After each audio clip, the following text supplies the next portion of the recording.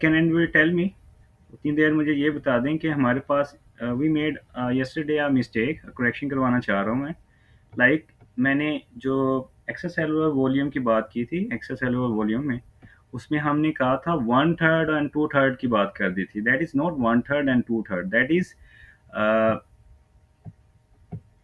Three fourth and one fourth होता है। It is not one third and two third, it is one fourth and three fourth, right? Please correct yourself. और वो कितने value हो जाएगी plasma का, कितना हो जाएगा? वन फोर्थ अगर है तो that will become, yes, 3.5, great. Let me show you people my screen.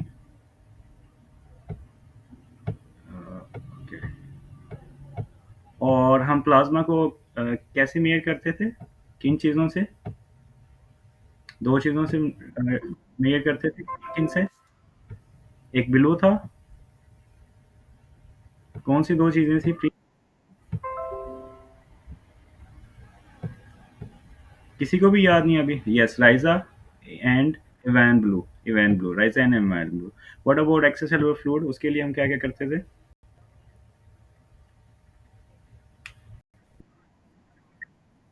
Yes, mannitol, inulin and sulphate. और मैं देख रहा हूँ डॉक्टर जोबिया, ऐसी बात नहीं है, मैं देख रहा हूँ। जस्ट मैं चीज़ें सेटल कर रहा हूँ, मैं देखता होता हूँ, ठीक है? लेकिन मैं बोलता नहीं हूँ। Okay fine. जस्ट मुझे, ओके फाइन। एक हप्पल सीक्वेंस मैंने आपको बताई थी, व्हाट वाज दैट? हप्पल सीक्वेंस क्या होती है? व्हाट इज हप्पल sequence?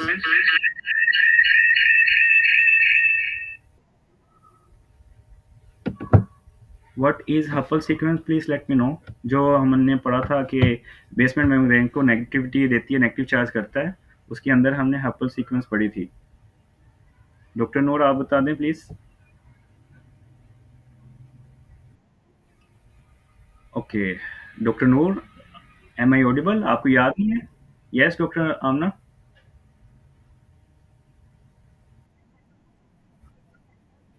Yes, proteoglycan and laminin, excellent doctor Amna, that is great. Okay fine.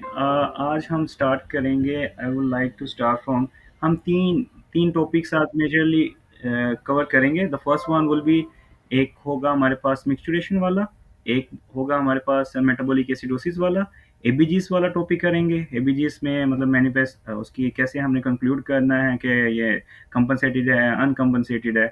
और दूसरी चीज़ हम ये करेंगे कि उसमें देखेंगे कि मेटाबॉलिक एसिडोसिस है, रेस्पिरेटरी एसिडोसिस है, या उसमें अक्यूट कंपनसेशन हो रही है, क्रोनिक कंपनसेशन हो रही है, एक चीज़। अच्छा, दूसरा हम ये करेंगे थायज़ाइड का। मैं आपको बता दूं पहले, थायज़ाइड का हमारे पास प्रायोरिटी आती है, वो अक्सर नेफ्रोलॉजी में पूछता है थायज़ाइड्स में क्या उसके साइड इफेक्ट्स होते हैं। So how I remember the thiazides, ठीक है? Consider this is a thiazide, उसके क्या साइड इफेक्ट्स होते हैं, that's how you can remember in the sequence wise.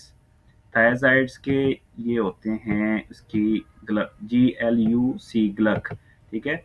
So what are the side effects of thiazide? Priority wise सबसे पहले आपका ये आएगा, ये नीचे है, this is hypokalaemia, first priority. उसके बाद दूसरी आएगी, दैट इज हाइपरग्लाइसीमिया, ऊपर हैं सारे, hyperglycaemia. L for lipidaemia, hyperlipidaemia. U for hyperuricaemia, ठीक है? एंड सी फॉर कैल्शियम, ठीक है? Calcium, that is hyper calcaemia. So whenever side effects of आपको थायराइड्स का पूछेगा, तो the priority should be this one. The first priority hypokalaemia, next hyperglycaemia, hyperlipidaemia, hyperuricaemia and hypercalcaemia. Am I clear? ये clear है सभी को? Okay fine. Next हम एक इमेज में आपको दिखा लूँ, उसके अंदर मिक्सचुरेशन की बात करते हैं। मिक्सचुरेशन रिफ्लेक्स की बात कर लें, हमने नेफ्रोफिजियोलॉजी पढ़ी है, मिक्सचुरेशन नहीं पढ़ी, मतलब हमने मिस कर दिया चीज़। ओके, इस पे भी एमसीक्यूज काफ़ी आते हैं। Okay, this is the urinary bladder, आपके पास यूरिनरी ब्लैडर है, राइट? ओके,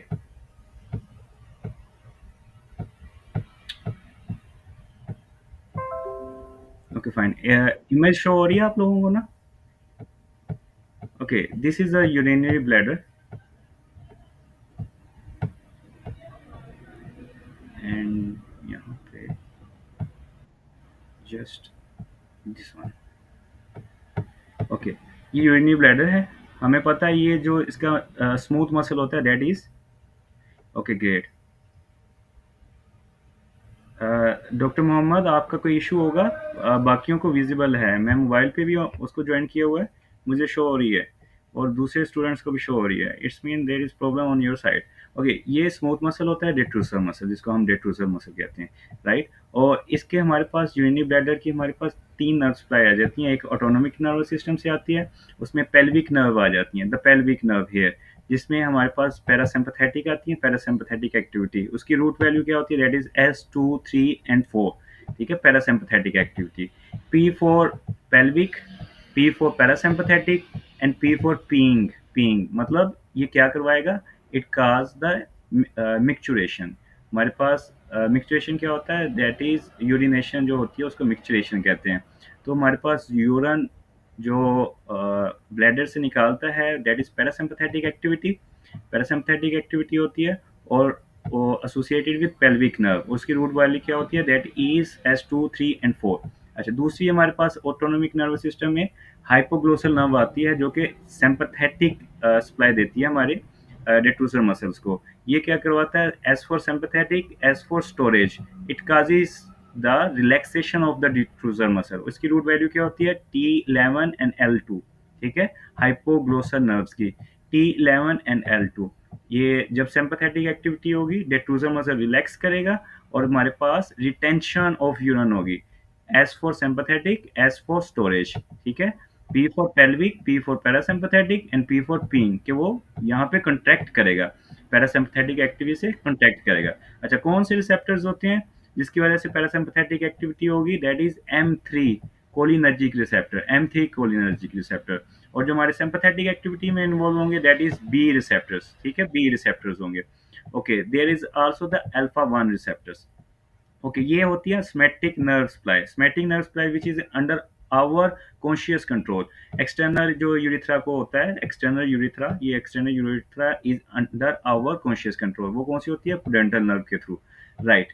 यहाँ पे एक होती है trigon, this is a trigon, you can से ये ट्राइंगल बन रहा है यहाँ पे, ये और ये वाला ऐसे ट्राइगोन बन रही है। ये आप देख सकते हैं यूरेटर की ओपनिंग है, यूरेटर की ओपनिंग बैक साइड पे हो रही है। ट्राइगोन की जो वाई अदर एपिथेलियम डिफरेंट होती है यूरिनरी ब्लैडर की, और ये जो ट्राइगोन की होती है डिफरेंट होती है। ये ट्रांजिशन एपिथेलियम बाकी सारी, that is endodermal in origin, और ये वाली जो होती है that is mesodermal in origin. अगर आपसे पूछे एमसीक्यूज में, epithelium of urinary bladder originate from, क्या होगा फिर, endoderm, mesoderm, endoderm plus mesoderm, कौन सी होगी? यस, एंडो प्लस मीजो होगी। ठीक है, अगर आपसे पूछे the trigon of the urinary bladder की एपिथेलियम कहाँ से ओरिजिनेट करती है, दैट विल बी, फिर क्या होगा?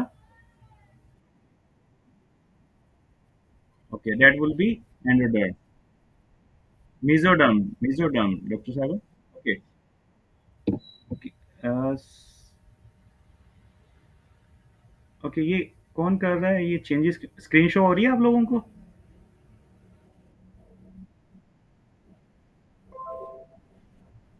Sorry.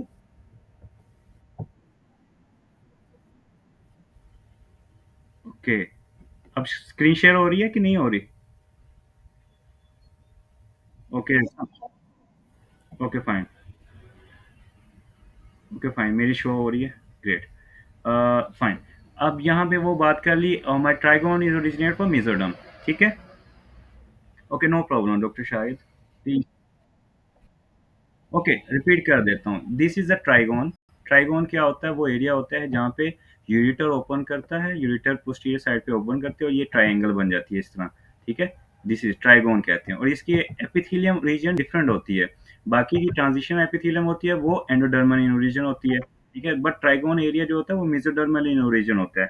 So that the point of CPSP point आया, वो यूरिनरी ब्लैडर की ओरिजिन ऑफ एपिथेलियम कौन सी होगी, एंडोडर्मल, ये ट्रांजिशन एपिथेलियम जो होती है, प्लस द मेसोडर्मल जो ट्राइगोन की एपिथेलियम होती है, right.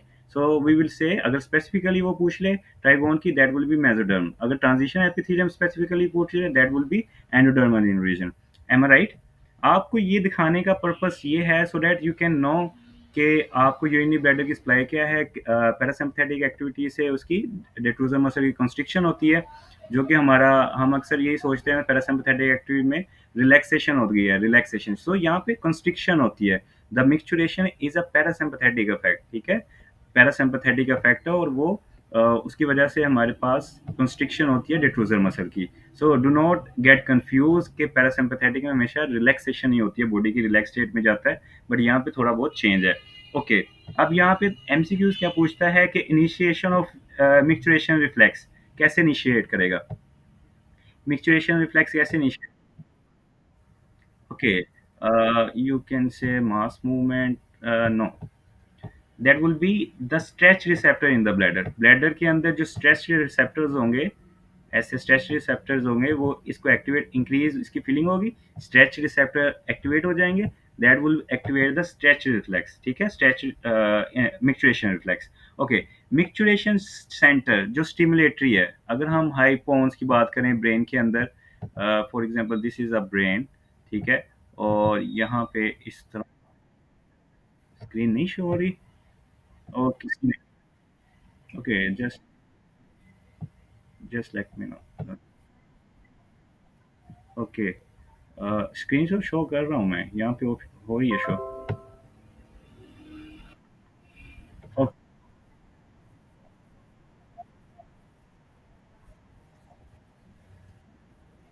Okay okay kindly pin कर लें। Okay fine. ओके हमने ये ब्रेन की बात कर रहा हूँ, this is brain, for example दो हेमिस्फीयर है और इसके ये गंदा सा उसके ब्रेन स्टेम है। तो यहाँ पे इसका अगर पूछे कि इसके हायर सेंटर्स की, यहाँ पे हायर सेंटर्स की, कि हमारे पास मिक्सचुरेशन सेंटर स्टिमुलेटरी कौन सा होता है, दैट इज पोन्स, ठीक है, मिड ब्रेन्स, यहाँ पे पोन्स, पोन्स वाले जो होते हैं दैट इज स्टिमुलेटरी होते हैं, ठीक है, और यहाँ पे इनहिबिटरी सिग्नल्स कौन से करते हैं, दैट इज मिड ब्रेन, ठीक है, ऊपर जो होता है मिड ब्रेन, जो हमारे पास मिक्सचुरेशन सेंटर्स के इनहिबिटरी की बात करें that is mid brain, mid brain is inhibitory and the pons is stimulatory, ठीक है, जो नीचे है थोड़ा सा दैट इज पोन्स स्टिमुलेटरी होता है। अच्छा इसी तरह अगर प्रोसेसेस ऑफ मिक्सचुरेशन की बात करें, processing of micturition that will be the cerebral hemisphere, processing of micturition cerebral cortex, cerebral cortex ऊपर, ठीक है। इसी तरह अगर हमारे साथ बात करें कि वो मिक्सचुरेशन रिफ्लेक्स इंटेग्रेशन, इंटेग्रेशन की बात करें that will be the sacral plexus, यहाँ पे जो नीचे सैक्रल प्लेसिस आता है ऐसे स्पाइनल कोड का ये वाला सिंपैथेटिक, ये एक्टिविटी जो करवा रहा है हमारे पास, इंटेग्रेशन की बात करें।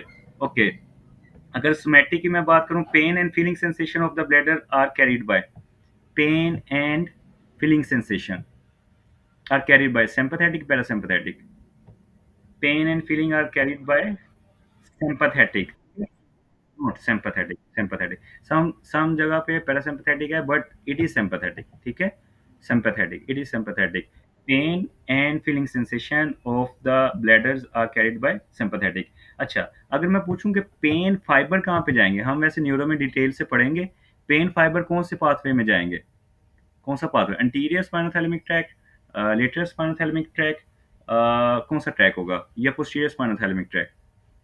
रिमेंबर जो pain and temperature, lateral spinal thalamic tract, तो इसके जो पेन अगर वो फाइबर्स को पूछे कौन सा होगा, ट्रैक कौन सा होगा, that will B lateral स्पाइनो thalamic track. Brain में हम डिटेल से इनको पढ़ेंगे, मैं आपको निमोनिक्स भी बताऊंगा वहाँ पे, it will be easy for you people, ठीक है। अच्छा awareness of storage of bladder, वो उसमें कौन सा स्टोरेज की अवेयरनेस के लिए उसमें कौन सा इन्वॉल्व होगा, जो हमें अवेयर करवाएगा स्टोरेज के लिए कौन से ट्रैक इन्वॉल्व होंगे, that will be dorsal column median lemniscus, ठीक है, dorsal column median lemniscus, dorsal column median lemniscus जो हमारे पास अवेयरनेस ऑफ ब्लैडर करवाते हैं। ओके अ लिटिल बिट हमने थोड़ा सा मैंने आपको बताया, इसका स्टिमुलेटरी सेंटर कौन सा होता है मिक्सचुरेशन का, दैट इज पोन्स, और inhibitory centre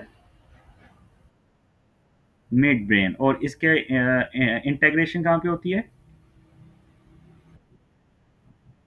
yes sacral Plessis पे, और इसका हमारे पास प्रोसेसिंग कहाँ पे होती है, सेरिब्रल कॉर्टेक्स, ग्रेट ग्रेट। अच्छा वॉलंटरी कंट्रोल कौन सा पार्ट होता है इसका, यस, एक्सटर्नल हमारे पास जो यूरिथ्रल स्फिंक्टर होता है, that is under our conscious control. ठीक है, that through the pudendal nerve. और रिसेप्टर कौन से हैं पुडेंटल नर्व में? That is nicotinic. ओके। अब एक और एमसीक्यूज आते हैं, देर इज लेयंस के हवाले से कि ये सैक्रल प्लेक्सिस की लेयन हुई है तो मिक्सचुएशन पे क्या इफेक्ट होगा, अबव सैक्रल प्लेक्सिस पे होती है तो क्या इफेक्ट होगा, right? Okay, just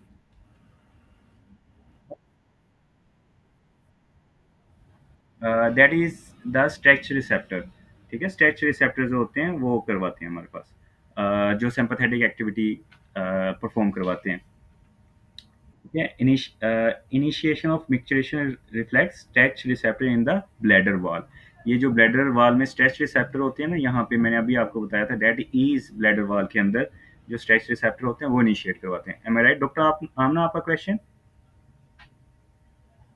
doctor Amna, you have? Yes doctor Amna. Pudendal nerve को रिपीट कर दें। That is under our conscious control. Somatic input है which is under our conscious control. ठीक है, उसको कहते हैं स्मैटिक नर्व सप्लाई, जो हमारे कॉन्शियस कंट्रोल के अंदर हो, वॉलंटरी कंट्रोल जो वो हमें सप्लाई करता है एक्सटर्नल यूरिथ्रल स्फिंक्टर। ठीक है, एक्सटर्नल यूरिथ्रल स्फिंक्टर। ओके, तो ये इस वजह से ये external urethral sphincter is under our conscious control. Please someone let the doctor know कि उन्होंने कैसे स्क्रीन को पिन करना है। कोई बता दें उनको, इनबॉक्स कर दे मैसेज में, उनको इशू हो रहा है। ओके, अब हम लेयंस की बात कर लेते हैं। लेयंस में क्या आ जाता है? That is injury above sacral plexus and injury eight the level of sacral segment. तो यहाँ पे अगर सैक्रल सेगमेंट पे इंजरी होगी तो what do you think, parasympathetic fibre affect होंगे या सिंपैथेटिक फाइबर अफेक्ट होंगे अगर सैक्रल प्लेक्सिस पे इंजरी हो रही है? कौन से फाइबर होंगे damage? Please let me know, अगर सैक्रल सेगमेंट पे इंजरी हो रही है। ऑब्वियस बात है, that is the sympathetic input जाएगी। नहीं, सैक्रल सेगमेंट पे अगर जाएगी। Yes, you are right. You are you are right doctor Sahiba. Injury at sacral plexus there is, हमारे पास जो ये वाले हैं सिंपैथेटिक, दैट इज हमारे पास इंटैक्ट रहते हैं। और हमारे पास जो सिंपैथेटिक है फाइबर्स, वो पैरासिम्पैथेटिक जो फाइबर्स होते हैं जो ऊपर वाले, ये डैमेज हो जाते हैं। ठीक है, that is get damage. Okay, जो एट सेक्टरल सेगमेंट पे हमारे पास जब भी इंजरी होती है, that is the parasympathetic fibres which get damage. Okay, इसको इरेज करना है।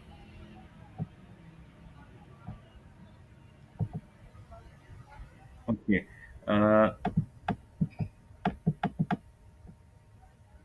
ये फाइबर हमारे पास डैमेज होते हैं सेक्टरल सेगमेंट पे। अगर हमारे पास इंजरी होती है, कौन से फाइबर डैमेज होंगे? That will be the parasympathetic fibres. ठीक है, इंजरी एट सेक्टरल सेगमेंट।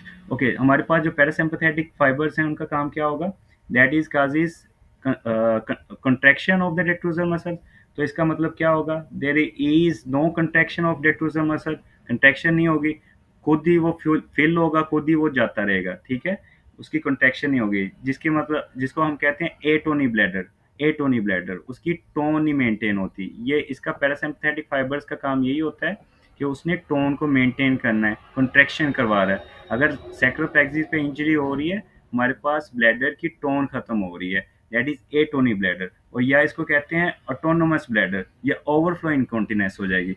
ये सारे एक ही चीज़ के मतलब होते हैं। लाइक इधर यूरेटर से आएगा, इधर फेल होता जाएगा और खुद ब खुद ही निकलता जाएगा। ठीक है, ओवरफ्लो इनकॉन्टिनेंस जिसको कहते हैं हम, ओवरफ्लो इनकॉन्टिनेंस बढ़ेगा, निकल जाएगा, कॉन्ट्रैक्ट नहीं होगा। This why, that is why atony और ऑटोनोमस, ऑटोनोमस ब्लैडर, और खुद बढ़ेगा और निकल जाएगा, दैट इज ओवरफ्लो इनकॉन्टिनेंस। ठीक है, ये एक ही चीज के तीन नाम है। Am I clear? Injury at sacral plexus, which fiber will be get damage? कौन से फाइबर डैमेज होंगे? That is parasympathetic. इतना मर मर के बोल रहे हैं आप लोग, समझ नहीं आ रही है, कोई इशू है? ओके, एट sacral plexus पे हमारे पास और तीन मैनिफेस्टेशन कौन कौन सी होंगी ब्लैडर की? Atony bladder, and overflow incontinence and autonomous bladder होता है। अच्छा, अगर अबव अबव सैक्रल सेगमेंट की बात करें तो फिर कौन से फैक्ट होंगे? That is sympathetic. ठीक है, सुपर ऊपर, ठीक है, जब ये सैक्रल प्लेक्सिस है ना, फॉर एग्जांपल ये सैक्रल प्लेक्सिस है, उस साइड पे डैमेज होंगे तो पैरासिम्पैथेटिक, ठीक है, पॉम वाली साइड पे जो होते हैं। अगर उसका सुपर ऊपर वाली साइड पे इफेक्ट होंगे, दैट इज सिंपैथेटिक फाइबर। ठीक है, जो at at the level sacral segment, that is parasympathetic palm वाली साइड पे। अगर सुपर ऊपर की बात करें तो सुपर एस से ऊपर, दैट इज सिंपैथेटिक फाइबर। तो सिंपैथेटिक फाइबर अगर डैमेज होंगे तो फिर क्या होगा? हमारे पास कंट्रैक्शन तो हो रही है, ठीक है, हमारी contraction, yes, that would be the spastic bladder हो जाए, स्पास्टिक या ऑटोमेटिक ब्लैडर, या इसको अर्ज इनकॉन्स्टिनेंस कहेंगे। थोड़ा सा आएगा और एकदम से वो कॉन्ट्रैक्ट कर जाएगा, एकदम से कॉन्ट्रैक्ट करेगा, दैट इज स्पास्टिक। और उसको कहते हैं अर्ज इनकॉन्टिनेंस। और दूसरी साइड में कौन सी कॉन्टिनेंस होती थी? Overflow incontinence. यहाँ पे अर्ज इनकॉन्टिनेंस आती है, ये थोड़ा सा यूरिन आएगा, एकदम से कॉन्ट्रैक्ट करेगा और बाहर निकल आएगा। ठीक है, अगर आपसे वो पूछे कि सेगमेंट, सैक्रल सेगमेंट का उसने कोई एरिया मेंशन नहीं किया हुआ कि एट द लेवल और अबव, जस्ट उसने यही कहा है कि डैमेज हो गया है कि विच ऑफ द फॉलोइंग ब्लैडर, तो मिक्स कर दीजिएगा इन दोनों को, सिंपैथेटिक और पैरासिम्पैथेटिक दोनों को मिक्स करें तो एक कंडीशन बनती है, उसको क्या कहते हैं? Neurogenic bladder. अगर दोनों को मिक्स कर दें, न्यूरोजेनिक ब्लैडर। ठीक है, neurogenic bladder. Okay, I hope so ये काफ़ी है। हम बाद में पेल्विक साइड पे जब वो पढ़ेंगे उधर भी हम एक्सप्लेन करूंगा मैं इसको, इन चीज़ों को। ओके, थोड़ा सा अब हम बात करते हैं। ओके, हाँ, एक चीज़ मैं एबीजीज का आपको थोड़ा सा बता दूं, उसके बाद हम मेटाबॉलिक एसिडोसिस अल्कोलोसिस की तरफ जाएंगे। ओके, सपोज एबीजीज में क्या है, हमने आर्टीरियल ब्लड प्रेशर देखना है। This is, yes doctor Zobia, yes doctor Mohammad, you have raise your hand.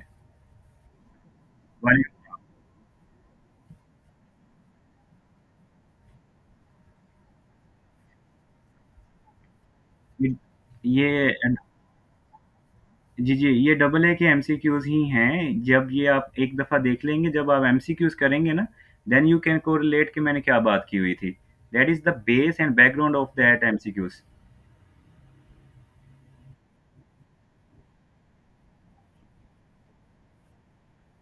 ये renal physiology. Okay okay okay, this is bicarbonate. अभी आप हमसे, ओके, न्यूरोजेनिक ब्लैडर जो हमारे पास दोनों जो ब्लैडर होते हैं ना, स्पास्टिक और दूसरे वाला सैक्रल प्लेक्सिस पे जब डैमेज हो, अबव सैक्रल प्लेक्सिस पे डैमेज हो, ठीक है, तो दोनों को मिक्स करके जो हमारे पास ब्लैडर बनता है, दोनों कंडीशन को मिक्स करके जो होती है, वो उसको न्यूरोजेनिक ब्लैडर कहते हैं। ठीक है, बाइकार्बोनेट, दोनों कंडीशन को मिक्स कर देना आप। ये देखें, हमारे पास हाइपोगैस्ट्रिक जो मैंने आपको बताया, और पैरासिम्पथेटिक एंड सिम्पैथेटिक इनपुट दोनों जब डैमेज हो जाएंगे, दोनों कंडीशन को मिक्स करके हम कह देते हैं दैट इज न्यूरोजेनिक ब्लैडर। ठीक है, ओके ओके, नेक्स्ट हम एबीजीज की बात करते हैं please. Fine, yes doctor Mohammad. Yes doctor Mohammad, your question, sorry, पहले का, अच्छा, ठीक है, ओके ओके, फाइन। ओके, हमारे पास एबीजीज में यही तीन चीजें आती हैं ना, हमने यही तीन चीजें देखनी है। नॉर्मल वैल्यू क्या होती है पीएच की? That is 7.35। Yes, that is the normal value of pH, हमारे पास 7.45। ठीक है, ओके। डॉक्टर मोहम्मद, जस्ट थोड़ा सा मेरे साथ वेट कीजिएगा, यू विल रियलाइज कि मैं सही बात कर रहा था, जो भी कर रहा था। ठीक है, और इसी तरह 7.35 एंड 7.45, ठीक है, ये वैल्यूज आ गई। इसी तरह कार्बन डाइऑक्साइड की क्या होगी, यही उठा के जो 35 है, 35 45 इधर लिख दें, वो इसी की वैल्यू आ जाएगी। ठीक है, 35 एंड 45, ये इसकी वैल्यू आ जाती है कार्बन डाइऑक्साइड की। ठीक है, इसी तरह बाइकार्बोनेट्स 22, 22 बाइकार्बोनेट 22, ये वैल्यू आ रही है।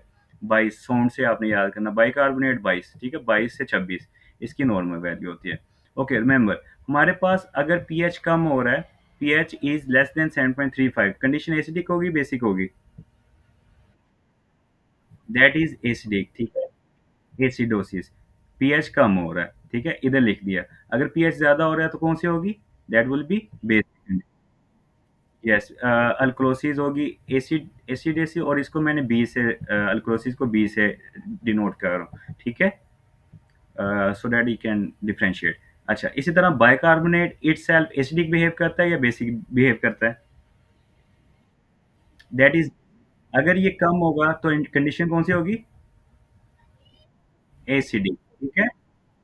यस, और अगर ज़्यादा होगा तो बेसिक कंडीशन अल्कलोसिस होगी। इसी तरह कार्बन डाइऑक्साइड साहब क्या बिहेव करता है? एसिडिक। अगर ये कम है तो क्या होगा? बेसिक कंडीशन होगी अल्कलोसिस वाली, और अगर ज़्यादा है that will become the acidic condition, ठीक है। एक चीज़ होगी।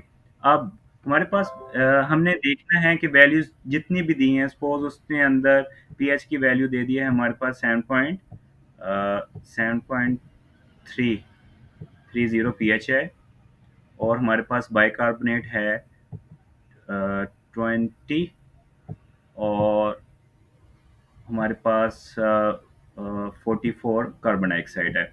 So what will be that conditions? ये कौन सी कंडीशन होगी? That will B metabolic acidosis. Okay fine, anybody else वांना contradict?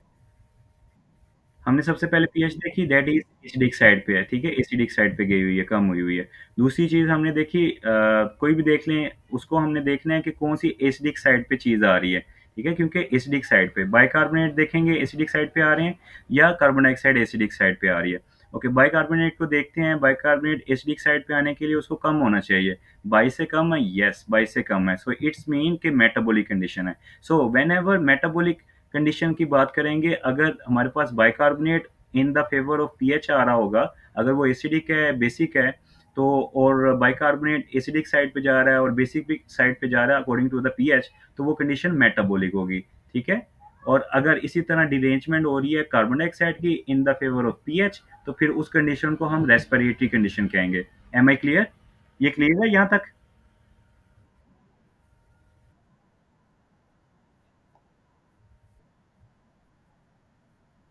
Okay, मैं आपको वो उसी पॉइंट पे आता हूँ, जस्ट क्लियर द, अभी मेटाबॉलिक और रेस्पिरेटरी की मैं बात करना चाह रहा हूँ, ठीक है, मैं उस पे भी आता हूँ, ठीक है डॉक्टर? ओके, रिपीट कर देता हूँ। पहले मैंने आपको बताया पीएच, उसकी नॉर्मल वैल्यू अगर कम होगी एसिडिक कंडीशन होगी। फिर मैंने आपको बताया बाइकार्बोनेट, उसकी नॉर्मल वैल्यू बता दी, अगर ये कम होता है तो एसिडिक कंडीशन है, ज़्यादा होती है तो अल्कलोसिस कंडीशन है, ठीक है। इसी तरह कार्बन डाइऑक्साइड 35 से कम होती है तो alkalosis condition, because it self ये एसिड बिहेव करता है कार्बन डाइऑक्साइड, और ये बेसिक बिहेव करता है, ठीक है। अच्छा, अब हमने डिसाइड करना है कि मेटाबॉलिक है या रेस्पिरेटरी है। सपोज मैंने ये वैल्यूज आपको दी है, ये वैल्यूज दे दी है मैंने आपको। आप यहाँ पे देखें कि पीएच एसिडिक है या बेसिक है? एसिडिक है, ठीक है, एसिडिक है, देखिए कम हुई हुई है, एसिडिक है।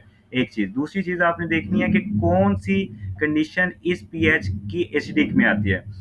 एसिडिक में दो चीजें हो सकती हैं, बाइकार्बोनेट कम होना चाहिए तब वो एसिडिक बनेगा, या कार्बन डाइऑक्साइड ज्यादा होना चाहिए तब वो एसिडिक बनेगा, ठीक है। अगर कार्बन डाइऑक्साइड एसिडिक साइड में आता है तो हम कहेंगे रेस्पिरेटरी एसिडोसिस। अगर कार्बन डाइऑक्साइड बाइकार्बोनेट आ रहा है एसिडिक साइड में, तब हम उसको कहेंगे metabolic acidosis. Am I clear? No? Am I clear? Okay, अगर अभी भी किसी को मसला है तो बता दो। तो यहाँ पे देखें 7.3 है, बाइकार्बोनेट हमारे एसिडिक साइड पे जा रहा है, मतलब 22 से कम आ रहा है, so that is metabolic acidosis. और ये वाला जो कार्बन डाइऑक्साइड है that is in the normal range, so the condition is metabolic acidosis. Okay fine. अब कंपनसेशन, पार्सल कंपनसेशन, और कैसे हम डिटरमाइन करेंगे? ओके, पहले मैं आपको ना कंपनसेशन का थोड़ा सा बता दूं कि होती क्या है, कब हम कहते हैं कंपनसेशन हो रही है, उसका कंसेप्ट दे दूं, फिर हम पार्शियल कंपनसेशन की बात करेंगे, फिर मैं आपको वैल्यूज बताऊंगा कि कितनी कंपनसेशन में होती है। सो फाइन, यहाँ पे मैं सपोज आपको बात कर रहा हूँ कि हमारे पास अगर ये मेटाबॉलिक एसिडोसिस है, मेटाबॉलिक एसिडोसी कंडीशन है, मेटाबॉलिक एसिडोसी कंडीशन है, इसका मतलब क्या है? What will be mean by metabolic acidosis? क्या मतलब होगा मेटाबॉलिक एसिडोसिस का? कि हमारा that bicarbonate is in the acidic side पे है। तो हमें कंपनसेशन इसके ऑपोजिट करवानी है, ऑपोजिट कंपनसेशन होती है, लाइक रेस्पिरेटरी अल्कलोसिस होगी, रेस्पिरेटरी अल्कलोसिस, ठीक है। ये कंपनसेशन होती है हमेशा ऑपोजिट, राइट। अगर फॉर एग्जांपल रेस्पिरेटरी एसिडोसिस की बात कर रहा हूँ, रेस्पिरेटरी एसिडोसिस, और इसकी कंपनसेशन क्या होगी, that will B metabolic alkalosis, metabolic alkalosis, ठीक है। So that is always composition opposite होती है। अब इसका मतलब क्या होता है, मेटाबॉलिक एसिडोसिस का मतलब तो आपको पता चल गया कि एक तो पीएच उसकी एसिडिक है, दूसरी bicarbonate is also acidic, that is decreased, ठीक है, डिक्रीज। तो हमने क्या करना है, पीएच को नॉर्मल करने के लिए हमने जो हमारे पास अल्कली इन्वायरमेंट है, हमारे पास जो अल्कली है वो पहले कम हो रहा है, ठीक है। तो हमने क्या करना है, बेस को ज़्यादा करना है, बेस को ज़्यादा करना है, एक ये चीज़ हो सकती है, या एसिड को हम बॉडी से निकाल दें, ठीक है, दूसरी चीज़। अब ये हमारे पास कम हुआ है bicarbonate, that is less than 22, that is 20 value है, ठीक है। अब हमने कार्बन डाइऑक्साइड को क्या करें कंपनसेशन करने के लिए कि वो जो है ना पीएच नॉर्मल साइड पे आ जाए, ठीक है। यस, कम करेंगे, तो कम कैसे करेंगे, इंक्रीज ब्रीथिंग से कम होगा कि डिक्रीज ब्रीथिंग से कम होगा? No, increase breathing, increase breathing करेंगे ताकि ज़्यादा से ज़्यादा कार्बन डाइऑक्साइड बाहर निकले, ज़्यादा से ज़्यादा बाहर निकलेगा तो उस कंडीशन में क्या होगी, that will be respiratory alkalosis, acidic बाइट जाएगा, तो that is what mean by respiratory alkalosis, कि हमारी ब्रीथिंग ज़्यादा हो जाएगी। यस। नो डॉक्टर साहबा, आपका कॉन्सेप्ट कंप्लीटली रॉन्ग है। जब हाइपर वेंटिलेशन होते हैं, there is removal of carbon dioxide from the body, ठीक है, हाइपर वेंटिलेशन के अंदर। सो कार्बन डाइऑक्साइड ज़्यादा निकलेगा, तो that condition will leads to carbon dioxide body से कम हो रही है, तो जब कम होगी तो कौन सी कंडीशन होगी, अल्कली कंडीशन होगी, ठीक है। So that is how we can compensate. Am I clear, am I clear, ये पॉइंट क्लियर हुआ डॉक्टर ब्रोनी, ब्रोनी, डॉक्टर ब्रोनी, पॉइंट क्लियर हुआ है आपको, प्लीज लेट मी नो। अच्छा, आपने पूछा था ना? किसने पूछा था? अच्छा, डॉक्टर सुबात, आपको क्लियर हो गया? ओके, तो यहाँ पे ज़्यादा से ज़्यादा निकलेगी बाय तो रेस्पिरेटरी अल्कोलोसिस। इसी तरह फॉर एग्जांपल रेस्पिरेटरी एसिडोसिस की बात कर रहा है, इसका क्या मतलब होगा कि हमारे पास पीएच 7.3 है, ठीक है, 7.3 या 7.35 से कम है, ठीक है, एक चीज़, 7.35 से कम है, दैट इज एसिडिक।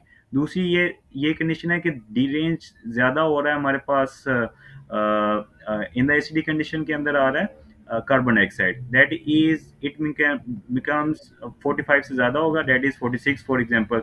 और रेस्पिरेटरी कंडीशन है, सो ये नॉर्मल कंडीशन के अंदर होगा हमारे पास जो बाइकार्बोनेट है, like it is in the 24, ठीक है। अब ये कंडीशन बन गई हमारे पास रेस्पिरेटरी एसिडोसिस, ठीक है, एम ए क्लियर। अच्छा, इसको कंपनसेशन के लिए मेटाबॉलिक अल्कलोसिस करना है हमने, तो क्या करेंगे, बाइकार्बोनेट को ज्यादा रिस्टोर करेंगे इन द बॉडी, ठीक है, am I clear. Okay fine, that is what mean by compensation. अब ये कंपनसेशन की मैंने आपको बात कर दी। ओके, हम बात करते हैं अब पार्शियल कंपनसेशन, कंप्लीट कंपनसेशन की कैसे होती है। सपोज ये हमारे पास 7.3 3 है हमारे पास, पीएच है, ठीक है, दैट इज पीएच 7.3। अच्छा, उसके बाद हमारे पास बाइकार्बोनेट की बात करता हूँ, दैट इज 19। और उसके बाद मैं बात करता हूँ, that is carbon dioxide, that is 24, 24। Okay, ये कौन सी कंडीशन हुई?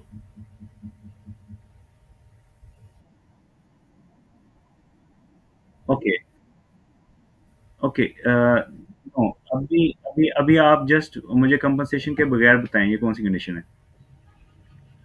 मेटाबॉलिक इसमें थी ना? हाँ, क्या कह रही हैं डॉक्टर साहिबा? बाइका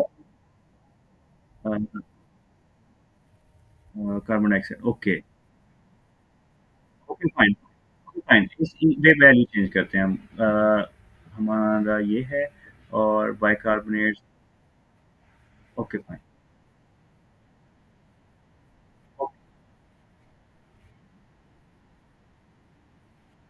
ओके, मैं वही करने लगा हूँ, ठीक है, मैं अभी अभी आते हैं उधर। Just a minute.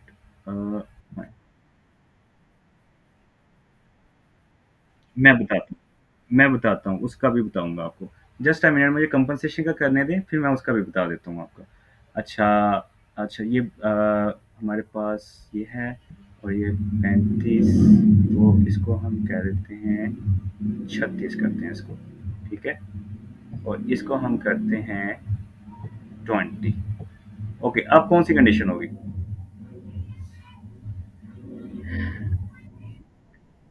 Yes, that will be the that metabolic acidosis, ठीक है। अब हमने इसको क्या करना है कि इसको नॉर्मल करना है, 7.35 नॉर्मल पे लेकर आना है, ठीक है, 3 पॉइंट नॉर्मल लेकर आना है। ओके, तो हमारे पास कौन सी चीज कंपनसेशन में इंक्रीज होगी? ओके, कार्बन डाइऑक्साइड कितनी जाएगी, कार्बन डाइऑक्साइड कितनी होगी? वो तो ठीक है, वो तो ठीक है। You can say that is one, आप बात कर रहे हैं। इसकी 45 है ना, मतलब 45 से ज़्यादा जाएगी, 46 होगी, ठीक है, 46 होगी।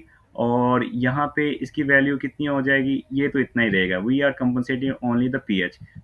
तो that is what is completely compensated, ठीक है? ये मतलब होता है कंप्लीटली कंपनसेटेड। जब आप कंप्लीटली कंपनसेशन में क्या-क्या चीज़ें देख रहे होते हैं, एक चीज़ पीएच नॉर्मल हो जाएगी, नॉर्मल रेंज पे होगा।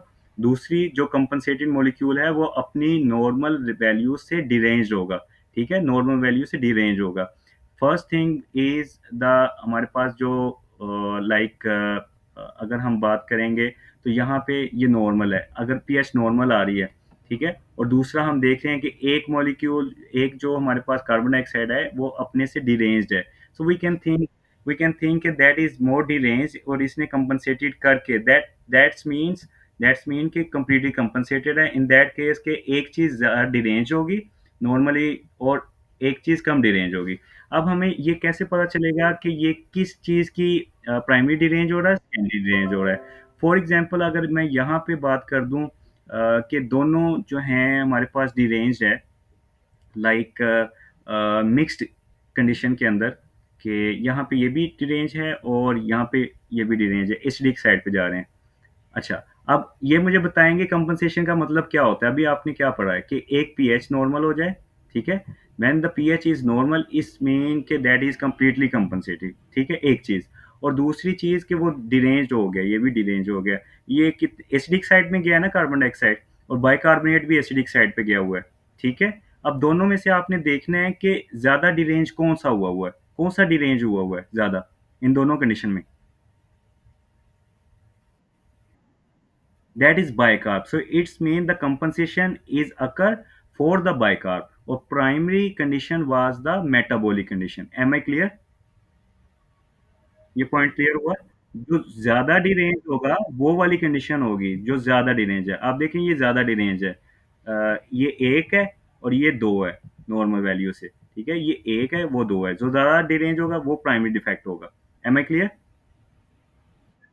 Okay, that is. जी, जी, 2 पूछे हैं, क्यों पूछना है?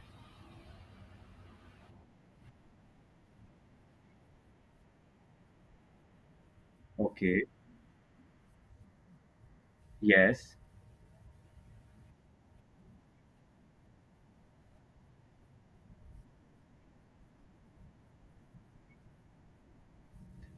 Carbon dioxide, yes, you are right. You are right. You are completely right. Yeah, you are right. You are right. Excellent. That will be less than. It will be, yes. That will be the 34 here. ठीक है. Excellent, doctor साहब, कौन थी ये? Oh, doctor Rusa, great, doctor Rusa, great, you are great. ये वाली अगर condition compensation नहीं हुई हुई थी, वो वाली कंडीशन के अंदर दोनों मिक्स कंडीशन हो रही होती थी, ठीक है? दोनों मिक्स्ड होगी, मिक्स एसिडोसिस की कंडीशन हो रही थी, इसको डिक्रीज़ होना चाहिए ना?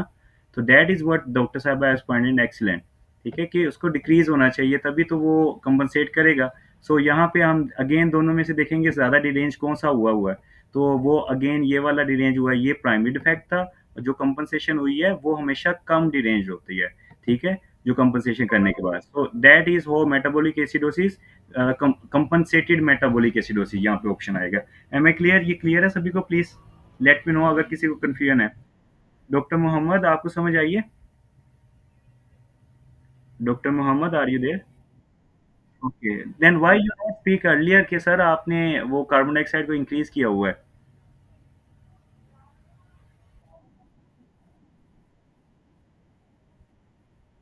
मैंने देखा नहीं, sorry sorry. Excellent doctor Aroosa, I really appreciate. Okay, अब हम बात करते हैं थोड़ा सा पार्शियल कंपनसेटेड की। लाइक फॉर एग्जांपल मैं ये इक्वेशन को ऐसे कर दूं, ये वाला, और यहाँ पे ऐसे आ जाएगा, ये, और यहाँ पे ऐसे। अब ये कौन सी कंडीशन होगी? यस, अगर हम बात करें कि अनकम्पेंसेटेड नहीं, it is very close to the three, 3-5। आपने एसके में पास पेपर में ऐसा एमसीक्यूज पढ़ा होगा जिसके अंदर उसने इसी तरह की मिलती जुलती वैल्यूज दी होंगी। ठीक है, और उसके अंदर ये 7.33 की वैल्यू दी है और इसी तरह डिरेंज किया हुआ है उसने ना। तो प्राइमरी डिफेक्ट मेटाबॉलिक एसिडोसिस, और ये एक ऑप्शन में दिया था uncompensated metabolic acidosis, partially compensated metabolic acidosis, compensated metabolic acidosis. तो ना आपने अनकम्पनसेटेड की तरफ जाना है, अनकम्पनसेटेड नहीं है ये। अगर 3 से भी कम होती तो अनकम्पनसेटेड की साइड पे जा रही है। It is very close to, you can see that is only to remain. It is very close to the normal side, so partially compensated will be the correct option. Am I clear? Okay, screen please doctor साहिबा को बता दें, एमन को, कि screen कैसे visible हो उनको। Okay, am I clear? Partial compensated का क्लियर हुआ है आप लोगों को? Okay fine. अच्छा, एक अब बात करते हैं हमारे पास के अक्यूट और क्रॉनिक। विंटर्स फार्मूला मैं यहाँ पे डिस्कस नहीं कर रहा अभी, वो हम बाद में। Okay, winters formula metabolic acidosis में हम यूज़ करते हैं। वो यहाँ पे थोड़ी सी डेप्थ वाली बात हो जाएगी। मैंने पास पेपर में नहीं देखा जिसमें विंटर्स फार्मूला अप्लाई होता हो। ठीक है, इसलिए मैं वो डिस्कस नहीं कर रहा। ओके खैर, एक पास पेपर में वैल्यूज का जरूर पूछा हुआ है उसने। ओके, लाइक रेस्पिरेटरी एसिडोसिस में, रेस्पिरेटरी एसिडोसिस की कंपनसेशन बताई हुई है उसने कि वैल्यूज वाइज, और रेस्पिरेटरी अल्कोलोसिस की।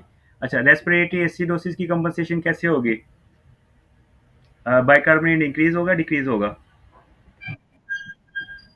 Acute condition and chronic condition, उन्होंने दोनों, ये एसिडोसिस है, एसिडोसिस, ये अल्कोलोसिस है। ठीक है, अल्कोलोसिस है, और दोनों की कंडीशन एक्यूट एंड क्रोनिक।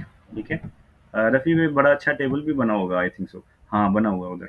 अच्छा, ये एक्यूट कंडीशन के अंदर हमारे पास क्या है, दैट इज प्राइमरी डिफेक्ट कौन सा होगा?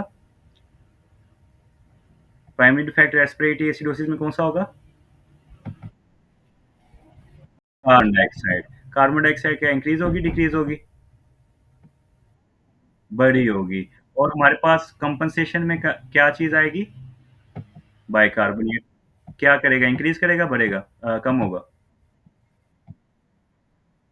इंक्रीज करेगा। अच्छा, एक्यूट कंडीशन के अंदर वो पूछता है ये कितना इंक्रीज करेगा, ये वाला कितना इंक्रीज करेगा एक्यूट कंडीशन में। तो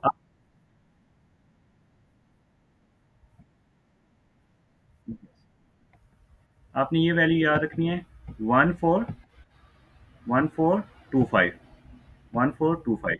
ठीक है, ये वैल्यू ऐसे याद रखनी है। एक्यूट में 1, क्रोनिक में 4, रेस्पिरेटरी अल्कोलिसिस में 2, एंड दैट इज 5। ठीक है, दैट इज 5।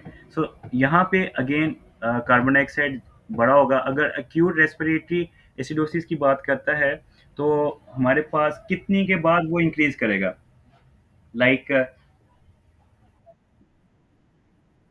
नहीं, नहीं, अगर इसकी वैल्यू फॉर एग्जांपल 40 से, जब ये इंक्रीज करेगा ना, 40 से 10 गुना इंक्रीज करेगा, 10 गुना इंक्रीज करेगा। हर 10 गुना इंक्रीज करने पे ये 1 गुना हमारे पास इंक्रीज होना चाहिए, एक इंक्रीज होना चाहिए। ठीक है। इसी तरह 40 पे से ज़्यादा जब 10 गुना बढ़ेगा, लाइक 50 होगा, 10 चेंज आया, तो इसको 4 गुना बड़ा होना चाहिए। ठीक है। That is what mean bye for every 10 millimetre increase in carbon dioxide from 40, the bicarbonate should increase is 4 times. ठीक है, 4 यूनिट्स उसका इंक्रीज होगा।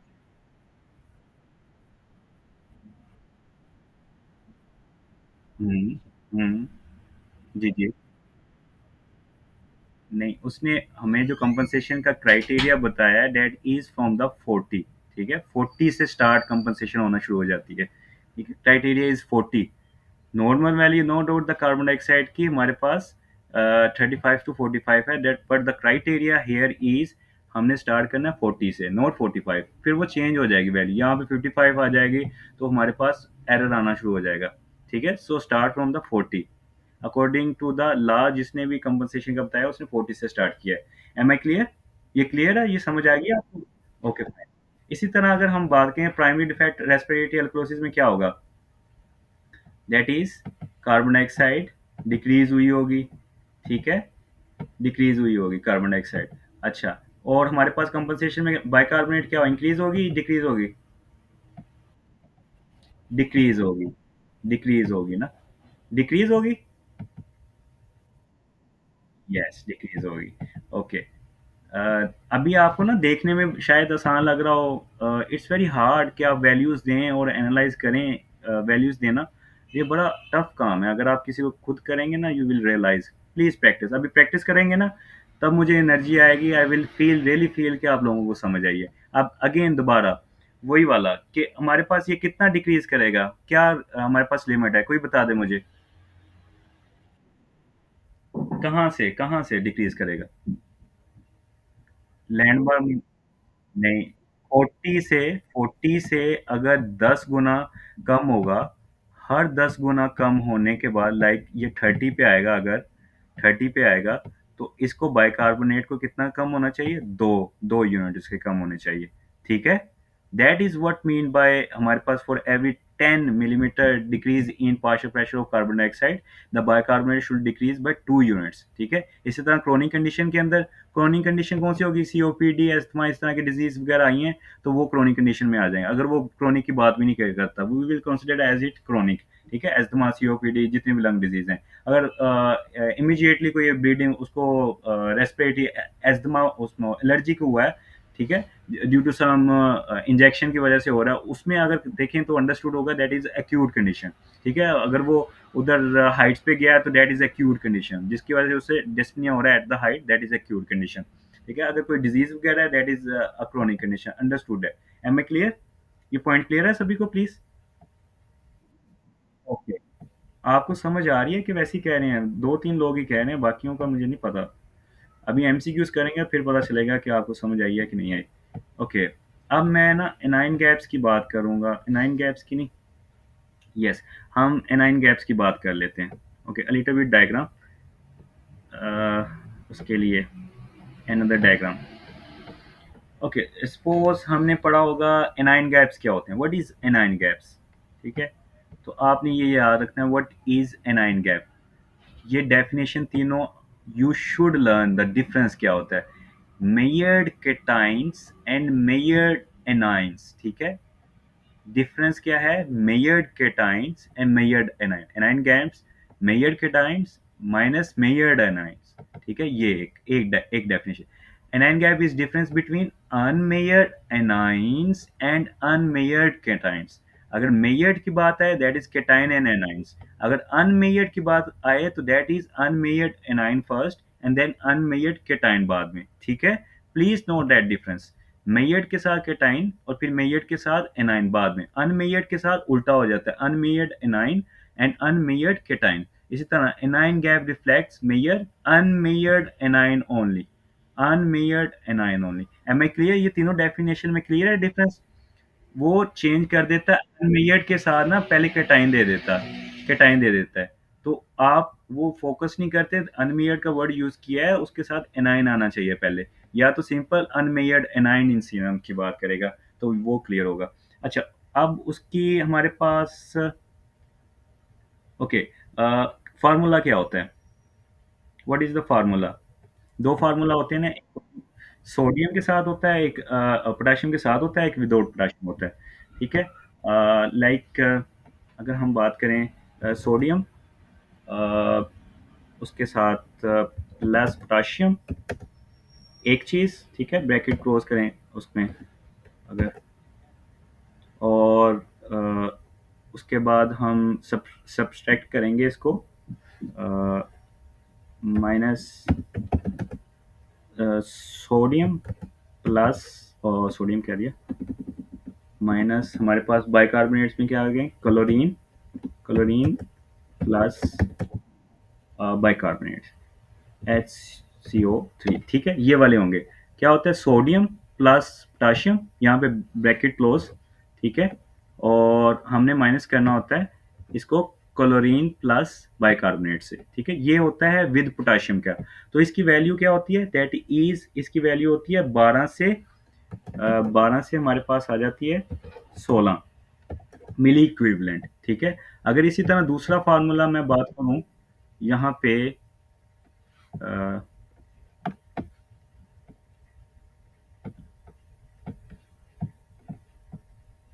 दूसरा फार्मूला अगर बात करते हैं हम,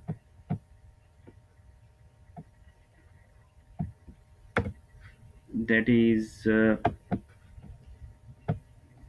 इसके अंदर हम पोटाशियम को निकाल देते हैं, ठीक है, ये फार्मूला होता है। और इसकी वैल्यू जो होती है ना हमारे पास, जो नॉर्मली हम यूज़ करते हैं, that is A to 12, please remember that difference, ये A to 12 है, ठीक है, विदाउट पोटाशियम। और ये वाला जो है हमारे पास 12 to 16 वैल्यू होती है। Am I clear? ये क्लियर है सभी को? Now we will learn a diagram, गंदी सी डायग्राम बनाएंगे हम, जिसके अंदर हमें पता चलेगा कि A9 gaps, metabolic acidosis with normal A9 gaps, metabolic acidosis with increase A9 gaps. So first of all अगर हम बात करें, एक बंदा है, लाइक माई डायग्राम टाइम, ठीक है, please just for to make you people, एक लंबी सी वो टेबल बने हुए होते हैं ना रफ़ी में, उनको लर्न करने के लिए मैं ये थोड़े सार्केस्टिक चीज़ें बना देता हूँ। उसको हिट कर दिया है बंदे ने, लाइक दिस, ठीक है, इसको कार ने ना मार दिया,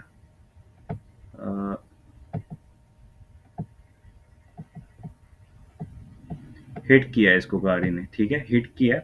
उसके बाद ये गया है तमिल मूवी की तरह ना, हॉस्पिटल में पहुंच गया, इतना उसको हिट लगा है, डायरेक्ट वो स्ट्रेचर पे पहुंच गया है हॉस्पिटल में के अंदर, ठीक है, दैट इज हॉस्पिटल के अंदर स्ट्रेचर के ऊपर लेटा हुआ है। So that is, these are the scenario for the normal anion gaps with metabolic acidosis, metabolic acidosis, ठीक है। अब इसमें क्या हो रहा है जी, जब इसको, इसने कार देखी इतनी तेज से आ रही है, इसका जो है ना, कहते हैं ना, वो नीचे से डायपर गीला हो गया, सो दैट इज डायरिया, ठीक है, डायरिया के अंदर, डायरिया, तो इसने तेज गाड़ी आती देखी, तो उसका नीचे से लीक हो गया डायरिया के अंदर, ठीक है, डायरिया। अच्छा, उसके बाद हिट हुई है इसका, आरटीए का केस, ठीक है, आरटीए का केस है। तो आरटीए से आपने रीनल ट्यूबुलर एसिडोसिस याद रखना है, रीनल ट्यूबुलर एसिडोसिस, ठीक है, हॉस्पिटल में आया, हॉस्पिटल में आने के बाद उसका ड्रिप लग रही है इसको ना, ये ड्रिप लग रही है इसको यहाँ पे, ऐसे ड्रिप लग रही है, ये स्टैंड पड़ा हुआ है ड्रिप का, और ये लग रही है इसको। तो ड्रिप कौन सी है, डेट इज नॉर्मल स्लाइन, ठीक है, नॉर्मल स्लाइन की। अच्छा, जब नॉर्मल स्लाइन की ड्रिप लग रही है, दैट इज सलाइन इन्फ्यूजन के अंदर कौन सी एसिडोसिस होगी, हमारे metabolic acidosis with normal line क्या, ओके। अच्छा, दूसरी चीज़ हमारे पास इधर हमने ऐड किया है इसके अंदर, ड्रिप के अंदर पोटाशियम, ठीक है, तो पोटाशियम स्पेयरिंग से स्पाइरोनोलैक्टोन, ठीक है, स्पाइरोनोलैक्टोन। अच्छा, उसके बाद हमने ओके, यहाँ पे हम जो एडिशन कर रहे हैं ना पोटाशियम की, यहाँ पे इसके अंदर, that is addition, okay, why you people are not speaking? मेरी डायग्राम इतनी बोरिंग है कि आप लोग बोर ही नहीं रहे। That is addition. डायग्राम के साथ साथ हैं। You people are enjoying my diagrams. Addition कर रहे हैं, that is addition of potassium. This is Addison disease. That is how you can learn the metabolic acidosis tables. Addison disease है ना, add किया हमने पोटाशियम, पोटाशियम से कौन सा स्पाइरोनोलैक्टोन, और ये ड्रिप कौन सी लगी है, नॉर्मल लाइन की लगी हुई है इसके साथ। ठीक है। अच्छा ठीक है। अ, ऊपर इसका ना एसी वाले कमरे में था ना, यहाँ पे एसी भी लगा, यहाँ पे एसी लगा हुआ है, दैट इज एसी लगा हुआ है। अच्छे हॉस्पिटल में जाके गिरा है ये, एसी लगा है, दैट इज एसिटाजोलामाइड। ठीक है, acetazolamide. So that is how you can learn learn. अब ये देखें, ये सारी कंडीशन कौन सी है, हाइपर एलिमेंट कंडीशन है ना, हाइपर एलिमेंट क्रोनिक कंडीशंस हैं। तो hyper element, hyper element, element, hyper element. So क्या कौन कौन सी कंडीशन होगी, metabolic acidosis with normal anion gap, diarrhoea, renal tubular acidosis, AC से acetazolamide, normal saline infusion, potassium, spironolactone, add किया है एडिनोस एडिसन डिजीज, और hyper element. Am I clear? ये याद हो जाएगा with that. Okay, that is the metabolic acidosis condition with normal anion gap. तो ये वाला आपने इंजरी करवानी है उसकी। ओके, नेक्स्ट हम लर्न करते हैं एक और pinch. Just a minute. Doctor Mohammad, are you there? Can you please repeat the metabolic acidosis with normal anion gap? कौन कौन सी कंडीशन होगी?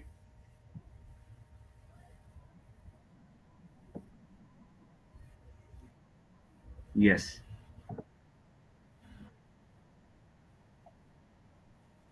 ओके। और ओके, एक एक रह गया, स्पाइरोनोलैक्टोन, और नॉर्मल सलाइन की ड्रिप नहीं लगाई। नॉर्मल सलाइन की drip. Okay, is that easy for you to recall और remember things, doctor Mohammad?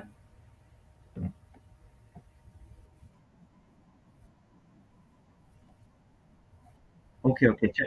Okay, एक दो दिन आपको लग जाएंगे, एक दो दिन लग जाएंगे। ओके, 2 मिनट्स बाद हमारा वो खत्म होगा, हम रिज्वाइन करेंगे। ठीक है, सेशन रिज्वाइन करेंगे।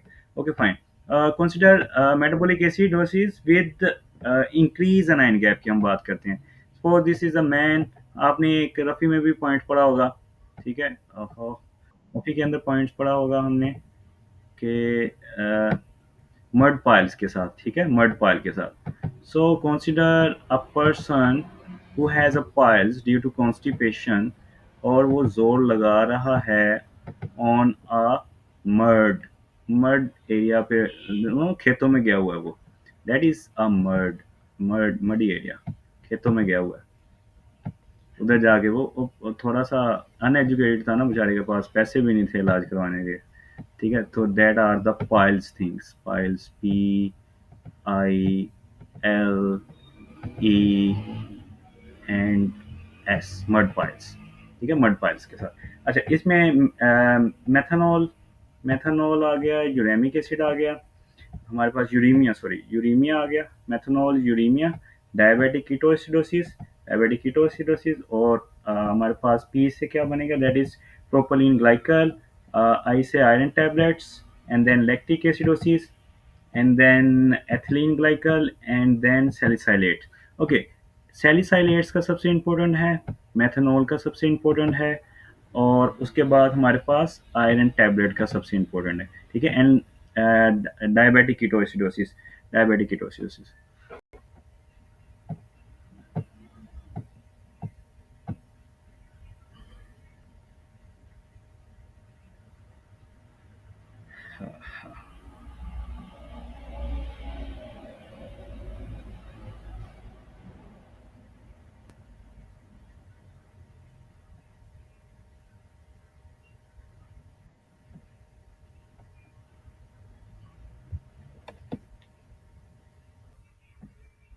M I audible no?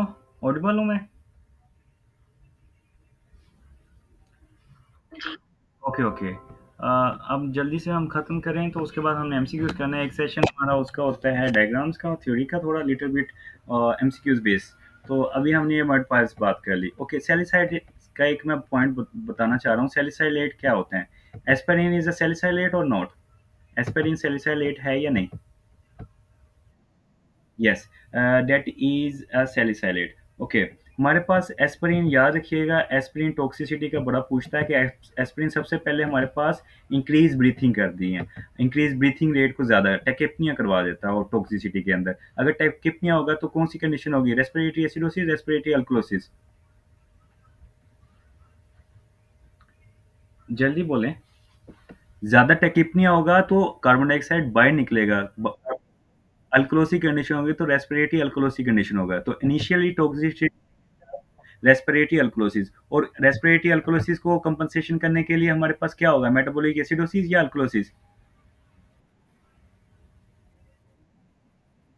That is metabolic acidosis. So the salicylate effect जो कि हमने इंक्रीज अनाइन गैप के अंदर पढ़ा था, that is the late effect of the salicylate aspirin, जो कि मेटाबॉलिक एसिडोसिस करवाता है along with increase anion gap. Okay, am I clear?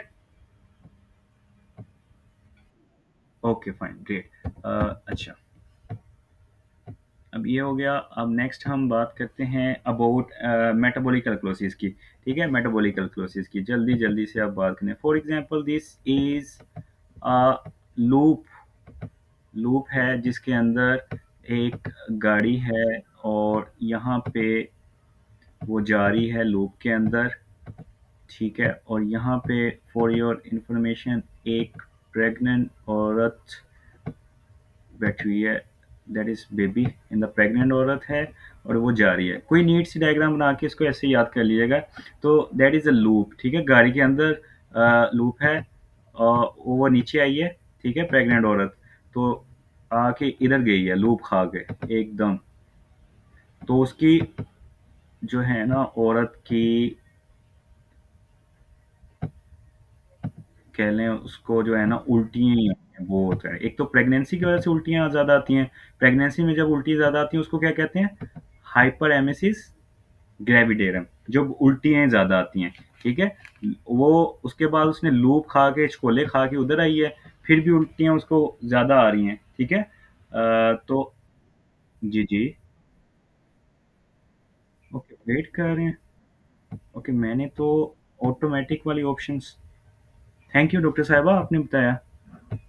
मैंने तो वो ऑटोमेटिक वाली ऑन की हुई है। आई डोंट नो क्यों नहीं ऐड कर रहा खुद ही। अब ऑन हुआ है। ठीक है, okay fine. So this is hyperemesis gravidarum. ठीक है, और यहाँ पे इंक्रीज वॉमिटिंग हो रही है। और लूप से उसने लिया लूप डायरेटिक्स, आपने ऐसे याद करना है, लूप डायरेटिक्स। अभी हम कौन सी कंडीशन बात कर रहे हैं?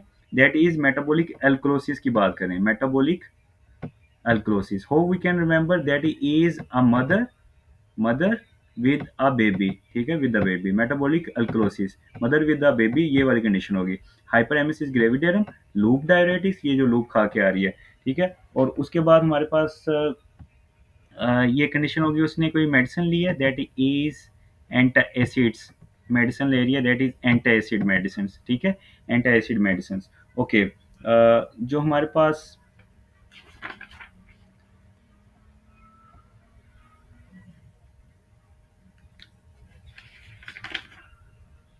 ये वाली कंडीशन हाइपरेमेसिस ग्रेविडेरम, लूप खाने की वजह से हमारे पास ऐड हो गई थी, दैट इज एल्डोस्टिरोन। ठीक है, पानी ही पानी बाहर निकल रहा है, पानों के फवारे बाहर निकल रहे हैं। तो दैट इज पानी के साथ कौन सा एसोसिएशन मैंने बताई थी, जो कल मैंने शादी भी करवाई थी बिचौले का? कौन सा? Aldosterone, that is an aldosterone. तो ये एल्डोस्टिरोन ही है, ये ज्यादा हो जाएगा, बहुत ज्यादा हो जाएगा। पानी बाहर निकल रहा है, एल्डोस्टिरोन भी निकल रहा है साथ में। मैंने आपको बताया कि सोडियम NaCl और वाटर की एक दूसरे के साथ शादी हुई हुई है। So that is aldosterone. Hyperemesis gravidarum, hyperaldosteronism, loop diuretics, और ये एंटासिड जो इसने मेडिसिन ली है for, you can say for hyper gravidarum के लिए, एमेसिस के लिए। So that is how you can learn the metabolic alkalosis condition. M for mother, alkalosis mean जो कि आ रही है, उसको कंडीशन हो रही है। ओके खैर, अब दूसरी रेस्पिरेटरी कंडीशन के अंदर इजी होती है। Am I clear? ये याद हो रही है आपको चीज़ें या नहीं हो रही? Okay fine. अगर आपको फ़ायदा नहीं हो रहा प्लीज़ लेट मी नो, फिर मैं ऐसे बनाऊंगा ही नहीं। अच्छा, रेस्पिरेटरी एसिडोसिस में क्या होगा? अगर ज़्यादा से ज़्यादा टेकिपनी होगा, टेकिपनी कंडीशन कौन सी होगी हमारे पास रेस्पिरेटरी एसिडोसिस में? अल्कोलोसिस में टेकिपनी कंडीशंस होगी। या तो हम बहुत ज़्यादा हंसते हैं, रेस्पिरेटरी अल्कोलोसिस की बात कर रहा हूँ डॉक्टर साहब। उसके अंदर हमारे पास ज़्यादा से ज़्यादा होंगी। मैंने आपको एस्पिरिन का बताया था ना, टेकिपनिया करवाता है। एक एस्पिरिन का अर्ली इफेक्ट आ गया, हम ज़्यादा से ज़्यादा सांस ले रहे हैं, हिस्टीरिया हिस्टीरिया वगैरह हो गया। माउंटेन पे चढ़े हैं, पहाड़ पे, शॉर्टनेस ऑफ ब्रीथ होगी। ठीक है, hypoxaemia.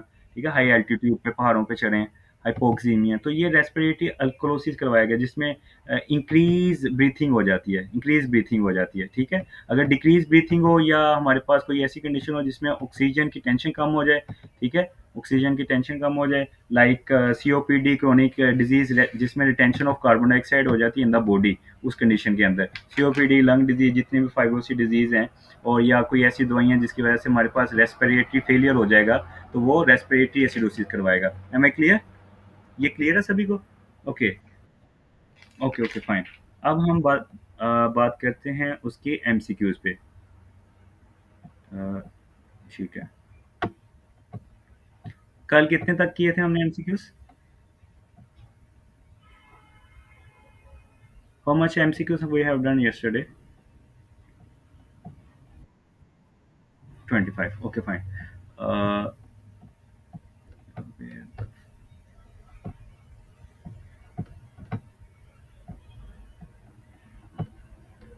Okay just a minute.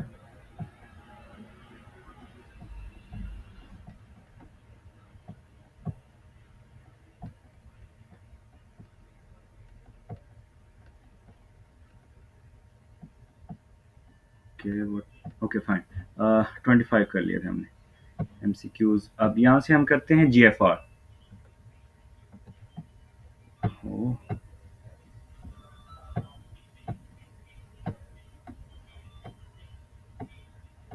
Okay fine. GFR increase by which of following? किससे इंक्रीज होगा? कौन सी कंडीशन?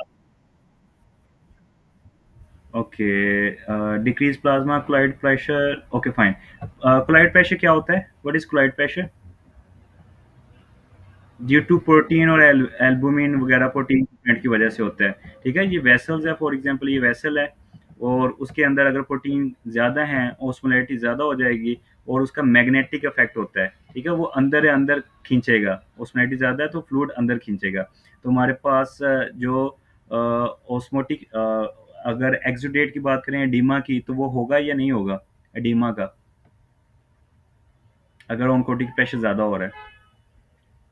बॉडी के अंदर एडिमा नहीं होगा, एडिमा नहीं होगा बिकॉज ऑफ एक्स्ट्रा सेलुलर, जो भी वाटर होगा एक्स्ट्रा कंपार्टमेंट में, वो वेसल्स के अंदर जाना शुरू कर जाएगा। ठीक है, बिकॉज ऑफ इंक्रीज प्रोटीन की वजह से। ठीक है, अब दूसरी चीज यहाँ पे क्या बात करें, GFR increases by which of the following? Increases by which of the following? ज्यादा से ज्यादा अंदर पानी आएगा। ठीक है, अच्छा, decrease oncotic pressure. Okay fine, this is a glomerulus, और दिस इज बोमेन कैप्सूल। ठीक है, बोमेन कैप्सूल है। ओहो, सारा ही गंदा बन गया।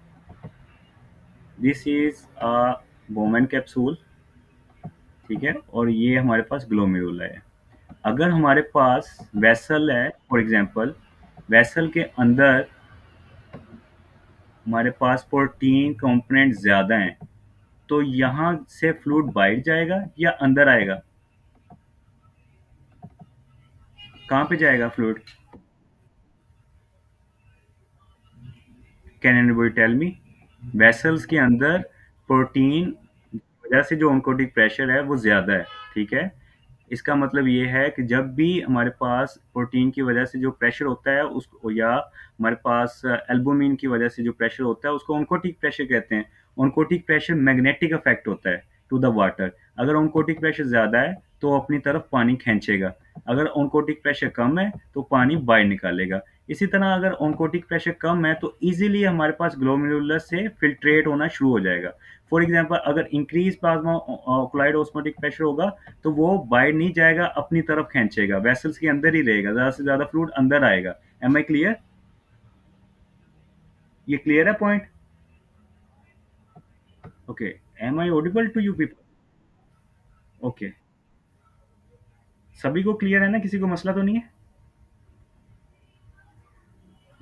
Okay fine.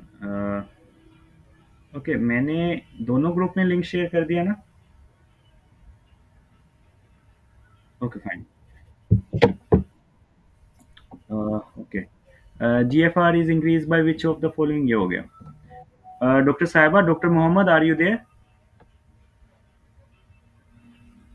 डॉक्टर मोहम्मद?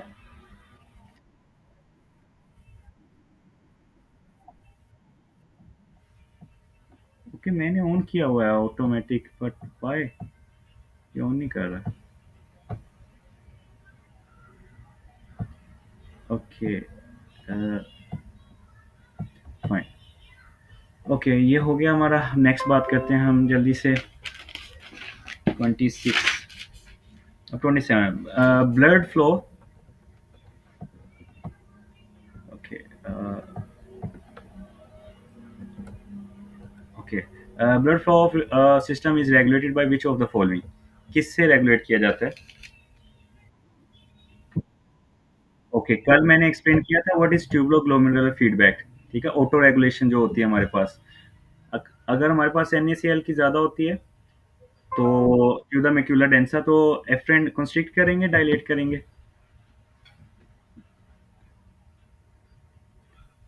अगर इंक्रीज NaCl है to the macula densa, constrict करेंगे, डायलेट करेंगे?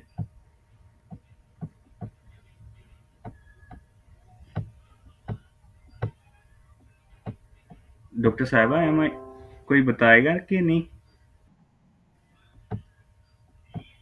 Okay, doctor Noor, are you there? Doctor Rusa? ये सिंपल सी चीज़ है। अगर मैक्यूला डेंसा पे NaCl ज़्यादा जा रहा है, इसका मतलब है ज़्यादा उसको जो है ब्लड फ्लो हो रहा है मैक्यूला डेंसा को, तो वो एफरेंट आर्टीरियोल्स को क्या करेगा, कंस्ट्रिक्ट करने की कोशिश करेगा। ठीक है, ताकि कम से कम जो है ना ब्लड आए। That is auto regulation, tumour glomerular feedback. ठीक है, चीट नहीं करना मेरे साथ, अपनी कीज बंद करें, अपनी बुक्स। अच्छा, renal plasma flow decrease by, किससे डिक्रीज होगा?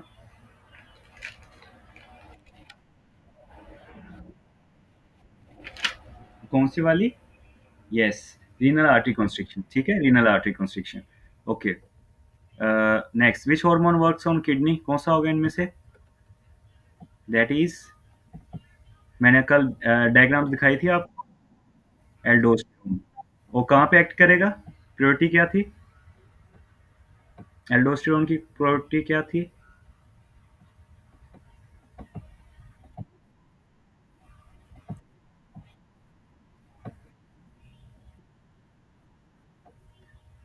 तो और collecting, great doctor Amna, thank you very much. देखिए, आप आंसर नहीं करेंगे जो चीज़ मैंने इतनी फोर्स से पढ़ाएगी, तो what will be my response? मुझे ऐसे मज़ा नहीं आता। अगर आपने आंसर नहीं करेंगे तो that is not good, right? That is cortical collecting tubule, distal convoluted tubule, then collecting ducts. ठीक है, अगर मैं एंटी डायरियोटिक हार्मोन का पूछें, collecting duct, distal convoluted tubules and cortical collecting tubules. Okay fine. और एल्डोस्टेरोन का कौन से अगर प्रिंसिपल सेल पे मैं कहूँ इफेक्ट हो रहा है तो फिर क्या होगा? प्रिंसिपल सेल पे इफेक्ट होता है एल्डोस्टेरोन का, क्या इफेक्ट होगा? Yes, potassium secretes, sodium reabsorb. What about alpha intercalated cells? Alpha intercalated cells, that will be, alpha जो है वो टॉक्सिसिटी बाहर निकालता है, टॉक्सिसिटी बाहर निकालता है, मैंने आपको that is hydrogen secretion. Yes, और पोटेशियम की reabsorption. Okay, tell. Sodium, sodium 135 है, बाइकार्बोनेट्स 100 हैं, chloride, calculate the anion gap. कैसे कैलकुलेट करेंगे? कैसे कैलकुलेट करेंगे? 125 माइनस, यस,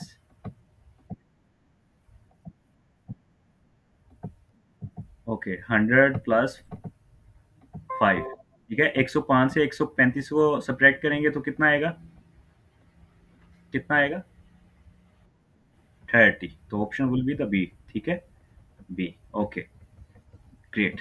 सिंपल सा था ना। Hyperkalaemia lead to which of the following? Hyperkalaemia के अंदर कौन सी चीज आती है?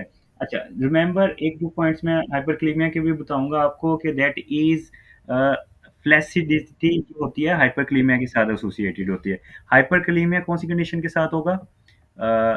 मेटाबॉलिक, हमारे पास इन कंडीशंस ऑफ एडिसन डिजीज के अंदर होगा हाइपरक्लीमिया।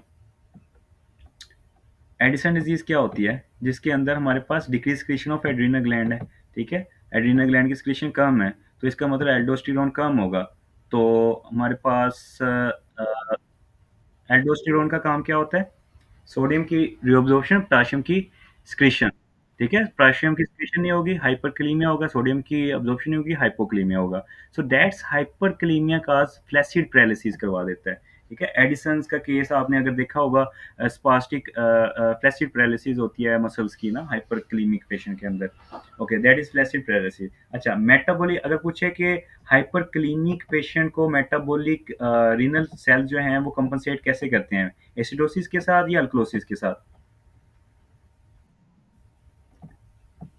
ओके, दैट इज एसिडोसिस, ठीक है। रिमेंबर, जब आपके पास इंक्रीज पोटाशियम, इंक्रीज पोटाशियम, ठीक है, और उसकी जो कंपनसेशन होती है हमारे पास, there is by acidosis, acidosis, increase acidosis. अगर डिक्रीज पोटेंशियम होती है उसकी हमारे पास कंपनसेशन कैसे होगी? अल्कलोसिस। जो नेफ्रो के अंदर कंपनसेट करेंगे हमें। I am not going into the depths के उसमें क्या क्या होता है, चैनल्स कौन से इन्वॉल्व होते हैं कौन से नहीं, जस्ट लर्न दैट, सिंपल सी चीज है। अच्छा, उसके बाद kidney activate which of the following, किसको एक्टिवेट करेगी? यस, हमारे पास आपने, मैंने ये पॉइंट नहीं डिस्कस किया आपके साथ कि किडनी के अंदर हमारे पास विटामिन डी जो है उसकी एक्टिवेशन कैसे होती है, विटामिन डी की। स्किन के अंदर हमारे पास होता है 7 डिहाइड्रोकोलेस्ट्रॉल, ठीक है, स्किन के अंदर 7 डिहाइड्रोकोलेस्ट्रॉल। और हमारे पास जो किडनी के अंदर होते हैं ना, वन अल्फा हाइड्रोक्सिलेशन होती है, वन अल्फा हाइड्रोक्सिलेशन, ठीक है। हाइड्रोक्सिलेशन किडनी के अंदर होती है, वन अल्फा हाइड्रोक्सीनेशन। तो ये क्या कन्वर्ट करता है, 2,5 हाइड्रोक्सी विटामिन डी जो होती है जिसको कोलिकाल्सिफोर कहते हैं, उसको कन्वर्ट कर देता है 1,2,5, yes, active form 1,2,5 dihydroxy cholecalciferol या विटामिन डी, ठीक है। सो किडनी के अंदर एक्टिवेशन ऑफ विटामिन डी होती है because it contain one alpha hydroxylase enzyme, ठीक है, वन अल्फा हाइड्रोक्सिलेज एंजाइम, ये याद रखिएगा। और 25 हाइड्रोक्सिलेशन कहाँ पे होती है? Yes, that is liver. 25 hydroxylation is in the liver. Skin के अंदर नॉर्मली प्रेजेंट होता है 7 कोलेस्ट्रॉल जो कि कन्वर्ट हो जाता है डायरेक्टली सनलाइट की वजह से, ठीक है। सो किडनी के अंदर वन अल्फा हाइड्रोक्सिलेज प्रेजेंट होता है जो कि एक्टिव फॉर्म बनाता है। अच्छा, अगर किडनी फेलियर का पेशेंट है, उसके अंदर हमारे पास कौन सा ग्लैंड हाइपरप्लेजिया हो जाएगा? किडनी फेलियर डायलिसिस पेशेंट है, hyperplasia of parathyroid glands, parathyroid glands, what is the function of parathyroid glands? Parathyroid gland का क्या फंक्शन होता है? पैराथायराइड ग्लैंड्स का, यस, फोस्फेट को थ्रो करता है, फोस्फेट को थ्रो करता है पैराथायराइड हार्मोन जो कि पैराथायराइड ग्लैंड से निकलते हैं। और हमारे पास विटामिन जो डी है, कैल्शियम जो है, उसकी रीअब्जॉर्प्शन करवाता है फ्रॉम द किडनी, ठीक है, किडनी से रीअब्जॉर्प्शन। और with the help of vitamin D की मदद के साथ कैल्शियम की रीअब्जॉर्प्शन करवाता है फ्रॉम द इंटेस्टाइन।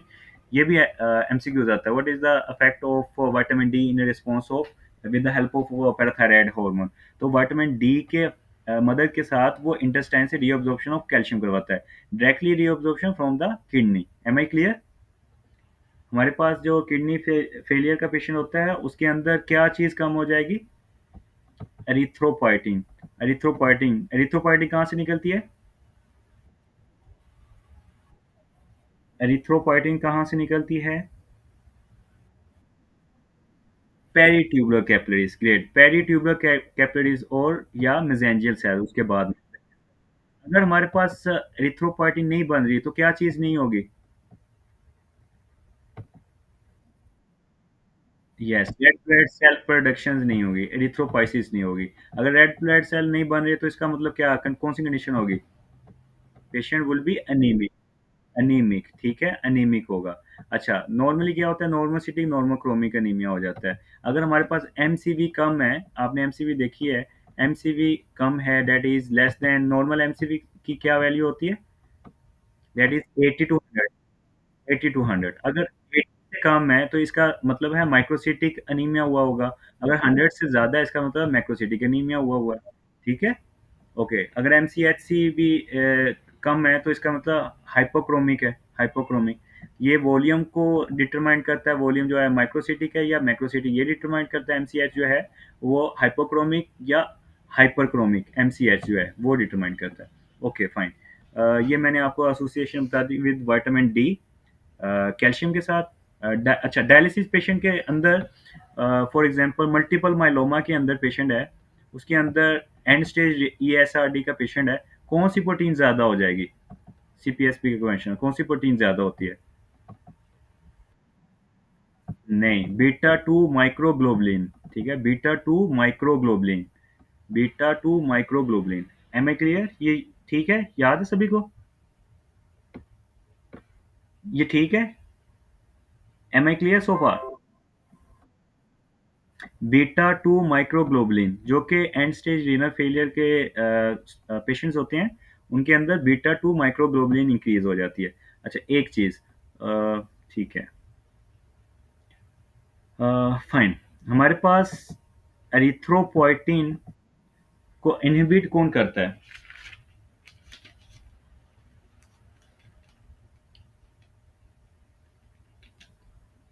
एरिथ्रोपोइटिन को कोई इनहिबिट करता है? Erythropoietin is inhibited by theophylline. Yes, yes, theophylline, ठीक है। अच्छा, दैट इज ग्रेट। अच्छा, एंटी डायरेटिक हार्मोन को कौन इनहिबिट करता है? एडीएच को। एडीएच को कौन इनहिबिट करता है? अल्कोहल। अल्कोहल, ठीक है। Alcohol, alcohol inhibit the ADH. ठीक है। अच्छा, अगर मैं आपसे पूछूं कि मोस्ट पोटेंट सोडियम का कौन सा है जो रिस्टोर करता है in the body? Most potent कौन सा है जो कि स्टोर करेगा बॉडी के अंदर? एंजियोटेंसिन? नहीं नहीं, रीअब्जॉर्प्शन करवाएगा। मोस्ट पोटेंट कौन सा है? एंजियोटेंसिन 2 या एल्डोस्टेरोन?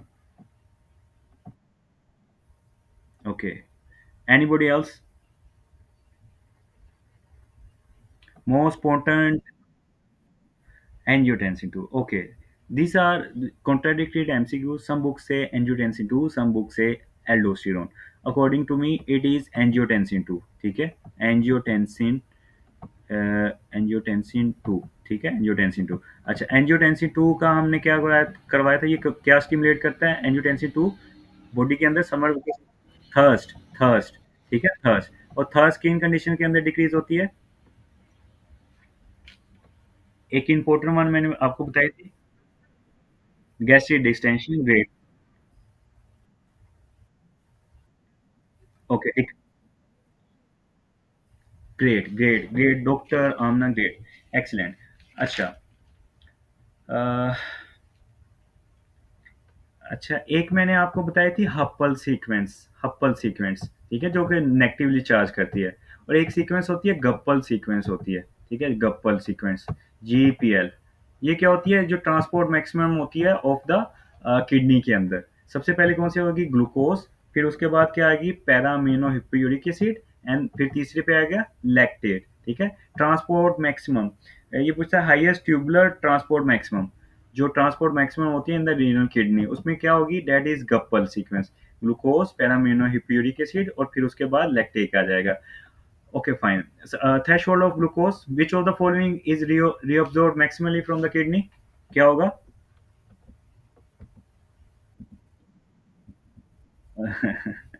नहीं, glucose, water, that is glucose. Glucose, ठीक है, that is glucose, maximally reabsorb. अच्छा, which of the following is site से हमारे पास वाटर रीअब्सॉर्ब होगा from the kidney?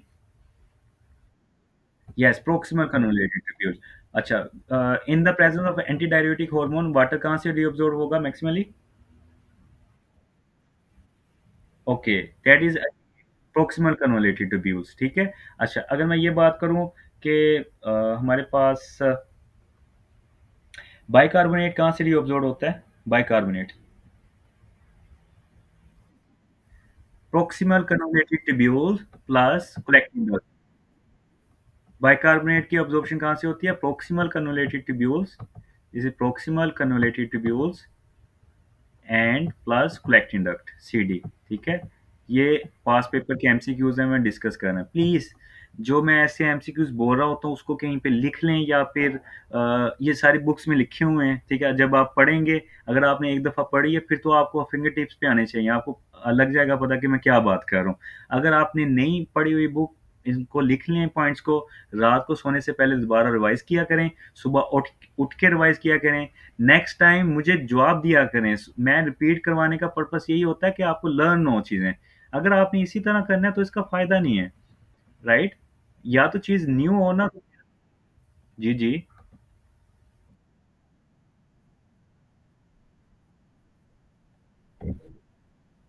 Okay, mostly MCQs में पास पेपर के अंदर दोनों इकट्ठे आए हुए हैं, अलहदा कभी भी नहीं आया हुआ, ठीक है, ऑप्शंस के अंदर।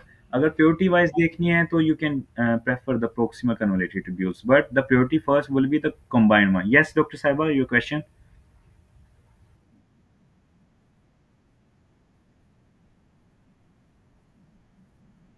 Yes, yes, but the priority आपने दोनों की ऑप्शन को प्रायोरिटाइज करना है, ठीक है डॉक्टर साहिबा, जब ऑप्शन के अंदर होगा। Okay fine. अच्छा, मुझे ये बताइए कौन सी होगी? पीएच 7.3 है। Doctor Kainat, are you there? Doctor Kainat, please unmute yourself. Okay, can you please tell me pH acidic है बेसिक है? Acidic, great. So tell me, this condition is metabolic और respiratory?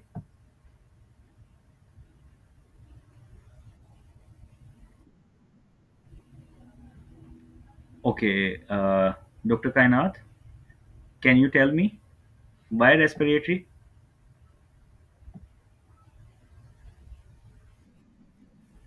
Okay fine. Doctor Kainat, अगर आपको समझ नहीं है, interaction का purpose मेरा यही है, मैं आपको समझा पाऊँ। If you make mistake I will correct you. Please unmute yourself and interact with me. Doctor Kainat, are you there? You और नहीं इंटरेक्ट करना चाह रहे हैं तो कह दें। ओके, ये बताएं मुझे, आपने एसिडिक कंडीशन बता दी, अब मुझे ये क्यों आप बता दें कि ये रेस्पिरेटरी कंडीशन होगी, रेस्पिरेटरी एसिडोसिस या मेटाबॉलिक?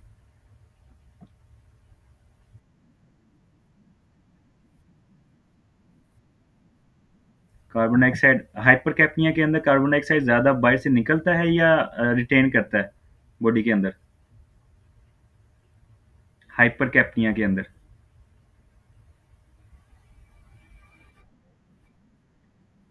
यस, हाइपरकैप्निया ना, increase carbon dioxide level in the body is known as hypercapnia, ठीक है। हाइपरकैप्निया के अंदर, यस, ओके, व्हाट हाइपरटेकिप्निया की अगर बात करूंगा तो फिर क्या होगा? हाँ, ज्यादा रिमूव हो जाए, वो टिकिप्निया ब्रीथिंग को कहते हैं, hypercapnia increase carbon dioxide. So that's why bicarbonate level normal value क्या होती है इसकी? 22 से 22 बाइकार्बोनेट 22 से 26, ठीक है, ये नॉर्मल वैल्यू है, तो दैट कंडीशन विल बी क्या होगी? Respiratory acidosis. Okay, no check your answer is correct और not. Yes, am I clear? ठीक है। That's what I want when people के साथ मैं इंटरेक्ट करना चाह रहा होता हूँ, उनको डिग्रेड नहीं करना होता, उनको अगर मिस्टेक करते हैं उसको करेक्ट कर दूं मैं। So try to interact. आपने अगर पैसे दिए हुए हैं, सीखने आए हो वाक़ई में, तो इंटरेक्ट करें मेरे साथ, अदरवाइज़ आपकी मर्ज़ी है, मुझे कोई फ़ायदा नहीं होता। Okay, aldosterone action is, aldosterone का क्या एक्शन होगा? Okay, this is a very pathetic type of question, that is displacement of sodium from cytoplasm to membrane. ठीक है, that is the best option here कि साइटोप्लाज्म से वो membrane में displacement करवा देगा उसकी सोडियम की, indirectly pointing toward the absorption of sodium, sodium reabsorption की तरफ पॉइंट आउट कर रहा है ये पॉइंट। ओके, एल्डोस्टेरोन कहाँ से रिलीज होता है? एल्डोस्टेरोन कहाँ से रिलीज होता है? दैट इज ग्लोमेरुलर सेल से डॉक्टर साहिबा। ज़ोना ग्लोमेरुलोसा, अच्छा, अच्छा। ग्लोमेरुलर सेल करके मुझे हार्ट अटैक देने लगी थी आप डॉक्टर साहिबा अभी, ठीक है? मैं गिनने लगा था। I was going into the syncope, that is zona glomerular. Thank you very much. Zona glomerulosa, ठीक है? और वो उसका एक्शन किस पे है? ज़ोना ग्लोमेरुलोसा पे कौन-सा एक्शन होता है कि वो एल्डोस्टेरोन निकलता है? किसका एक्शन होता है?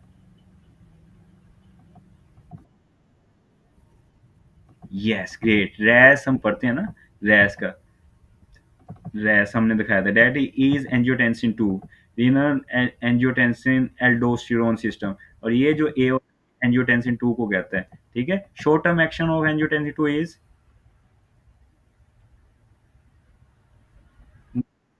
वैसोकंस्ट्रिक्शन। मुझे लगता है कल आप लोगों ने रिवाइज नहीं किया। प्लीज, जब मैं लेक्चर देता हूँ उसको नोट आउट, जो पॉइंट आउट किए हुए हैं मैंने, उनको लिखें, उनको पढ़ें। अगर नहीं पढ़ सकते, डबल ए रफ़ी, अगर लिख नहीं सकते आप, इसको रीड किया करें साथ में मेरे साथ, ठीक है?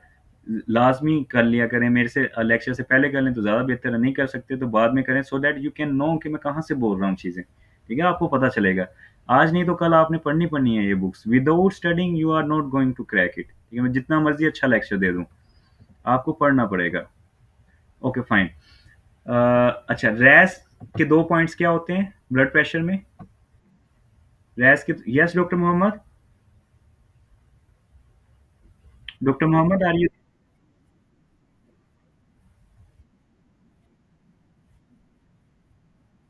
मैं आपकी बकायदा अभी अभी आपको डिस्कस करूंगा कैसे पढ़ना है, ठीक है? अभी थोड़ा सा मैं ये कवर कर लूँ चीज़ें, आई विल डिस्कस दैट, ठीक है? अगर हमारे पास एक्चुअली टाइम नहीं मिल रहा, आई विल, एक, मैं ये खत्म करने के बाद डिस्कस यही करूंगा पढ़ना कैसे, राइट?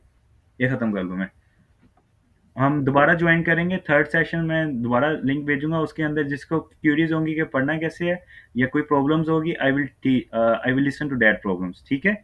वो उन लोगों के लिए है, not for the lecture, please. Doctor Mohammad, अब एमसीक्यूज जो करवा रहा हूँ, are you getting the points? MCQs समझ आ रहे हैं आपको? वो इसलिए थोड़े थोड़े, आपने कल का लेक्चर लिया था?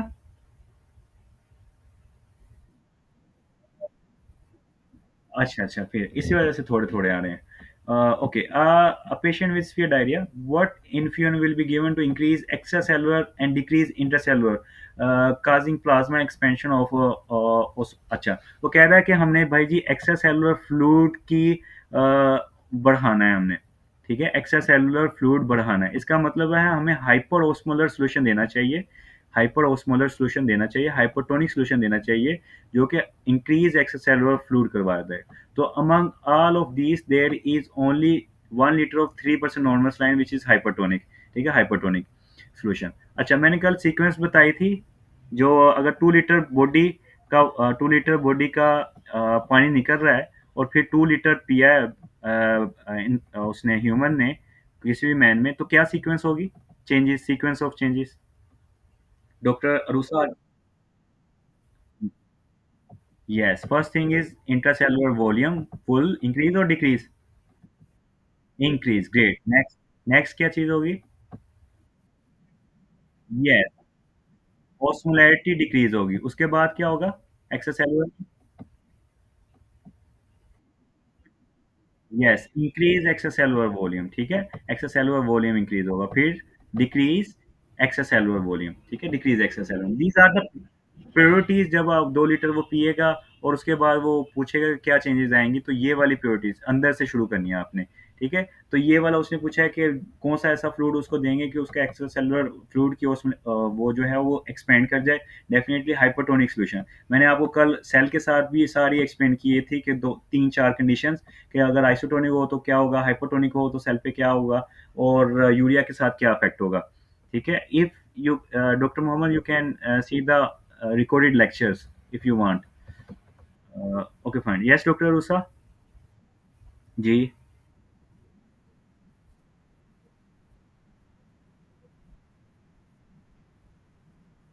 नो, नहीं, नहीं, नहीं, ज़रूरी नहीं है, डॉक्टर साहिबा ज़रूरी नहीं है। That is the hypotonic solution. Increase extracellular fluid and decrease intracellular, ठीक है? That is what is important. Extracellular increase तो कर जाएगा, तो इंट्रासेलुलर डिक्रीज़ करेगा, अगर आइसोटोनिक होगा।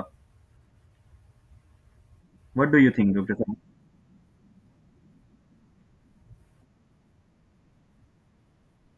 हाइपोटोनिक अगर हम सॉल्यूशन देंगे ना उसको, तो उसकी ऑस्मोलैरिटी ज़्यादा होगी।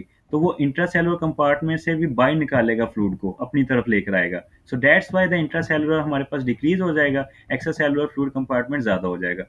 M I clear? ओके, अगर आइसोटोनिक देंगे तो वो दोनों की टोनिसिटी इक्वल होगी, तो वो कैसे इंक्रीज़ एक्स्ट्रासेलुलर फ्लूइड तो कर जाएगा आइसोटोनिक के अंदर, तो डिक्रीज़ इंट्रासेलुलर नहीं ना करेगा। इंट्रासेलुलर फ्लूइड डिक्रीज़ नहीं करेगा। वो वॉल्यूम डिक्रीज़ नहीं करेगा। Am I clear? ये क्लियर है पॉइंट सभी को? Okay fine. Vasopressin secretion is increase by vasopressin, कैसे इंक्रीज होगी? इजी वन है।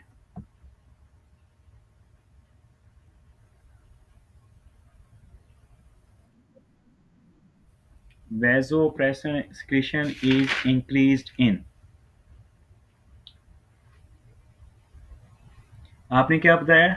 डी कह रही हैं आप? ओके, एक्सप्लेन कर देंगे डॉक्टर अफसाना, तो मुझे बहुत खुशी होगी क्योंकि मैंने ये कल एक्सप्लेन किया था।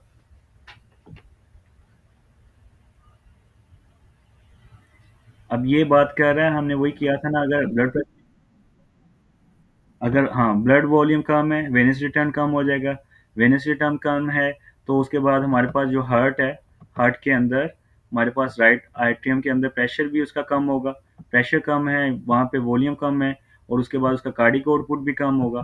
कार्डिक आउटपुट कम है तो हमारे पास जो रीनल आर्टरी के अंदर, किडनी की तरफ रीनल आर्टरी जा रही है, तो उसके अंदर वॉल्यूम भी कम होगा। ठीक है, वॉल्यूम अगर कम है तो मैक्यूला डेंसा जो सेंस करेगा, उसको डिक्रीज एनएसीएल जाएगा मैक्यूला डेंसा को।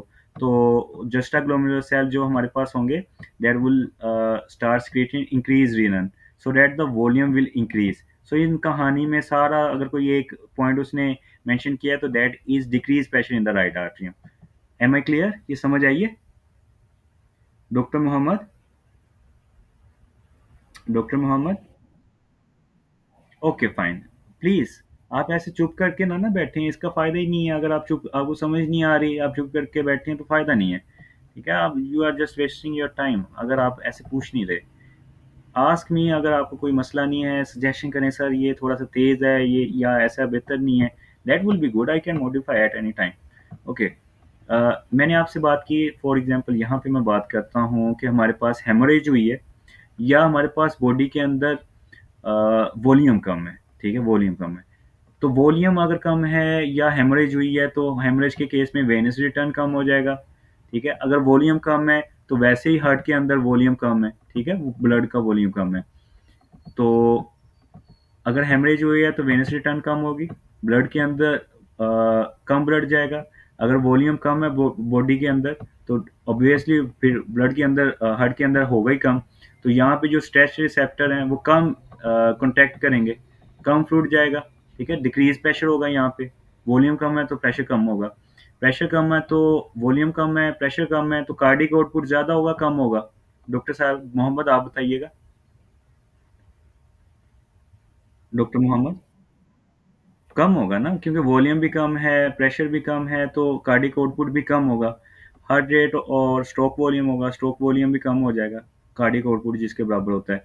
तो डिक्रीज वॉल्यूम होने की वजह से, कार्डिक आउटपुट होने की वजह से, हमारे पास जो रीनल आर्टरी को ब्लड सप्लाई जा रही है, ये जो रीनल आर्टरी है यहाँ पे जा रही है, वो भी कम होगा। तो रीनल आर्टरी जो है हमारे पास, जो मैक्यूलर डेंसा होते हैं सेल्स, वो NaCl की कंसंट्रेशन को सेंस करते हैं और वो एक्टिवेट करते हैं जस्टा ग्लोमेरुलर सेल्स को, जो जेजी सेल होते हैं। जेजी सेल का काम क्या होता है कि वो रीनल को सक्रिएट करवाते हैं। रीनल सक्रिएट होता है ज़्यादा से ज़्यादा, रीनल क्या करवाएगा, रीनल एंजियोटेंसिन एल्डोस्टेरोन सिस्टम के थ्रू एल्डोस्टेरोन ज़्यादा रिलीज़ होगा। एल्डोस्टेरोन ज़्यादा रिलीज़ होगा तो सोडियम एंड वाटर की रिटेंशन होगी। सोडियम एंड वाटर की रिटेंशन होने की वजह से वॉल्यूम इंक्रीज हो जाएगा, कार्डियक आउटपुट इंक्रीज हो जाएगी, सारी चीज़ें इंक्रीज हो जाएंगी, ब्लड प्रेशर इंक्रीज हो जाएगा। Doctor Mohammad, am I clear no? Okay, clear है, ओके फाइन। कल मैंने डायग्राम्स भी दिखाई थी इससे रेलेवेंट सारी, कि कैसे कहाँ से कौन निकलता है। Okay, again ABGs pH doctor Mohammad आप बताएंगे please.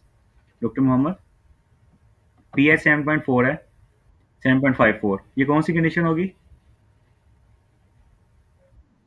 अल्कोलोसिस। Partial pressure carbon dioxide 40 है एंड 29 बाइकार्बोनेट है, कौन सी कंडीशन आप सस्पेक्ट करोगे? रेस्पिरेटरी या मेटाबॉलिक?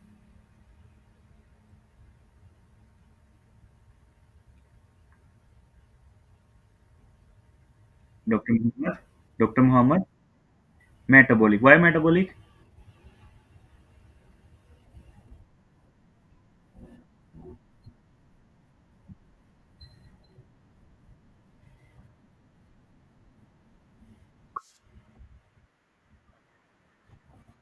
नहीं, ये देखिए ना, बाइकार्बोनेट की नॉर्मल वैल्यू 22 से 26 मैंने आपको बताई है, ठीक है, 22 से 26 होती है। ठीक है, तो ये ज़्यादा हो रही है, इसका मतलब ये अल्कोलोसिस, बाइकार्बोनेट इटसेल्फ बेसिक है। तो अगर ये बेस ज़्यादा हो रही है, अल्कोलोसिस कंडीशन हो रही है, ठीक है, तो ये पीएच भी अल्कोलोसिस साइड पे है, तो दैट्स व्हाई मेटाबॉलिक एसिडोसिस। और कार्बन डाइऑक्साइड पार्शियल प्रेशर की नॉर्मल वैल्यू कितनी है? ये 35-45, उसकी 7.35 से 7.45, 35 एंड 45, ठीक है, 35 and 45।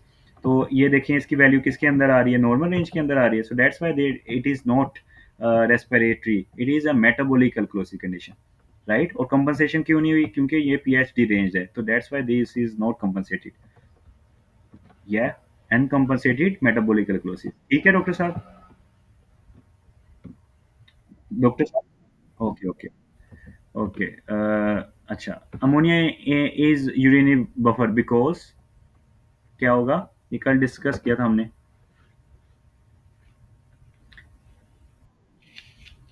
Doctor Usha, are you there? आप बताएं, ammonia is urinary buffer because.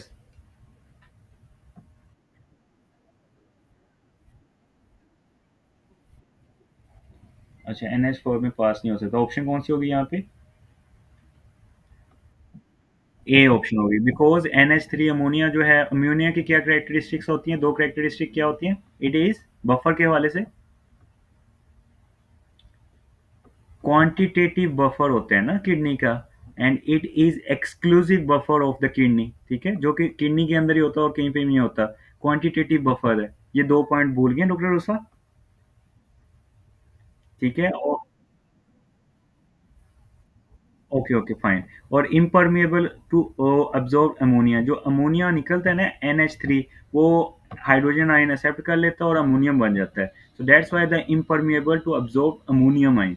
ठीक है, अमोनिया इज यूरेनियरी बफर, मैंने आपको बताया था अमोनियम आयन बन जाता है जो कि इम्परमिएबल हो जाता है, दैट्स व्हाई वी से एक्सक्लूसिवली फॉर द इसने रीनल सिस्टम के अंदर होता है एक्सक्लूसिवली, और ये क्वांटिटेटिव बफर होता है। और qualitative buffer of the kidney कौन सा होता है?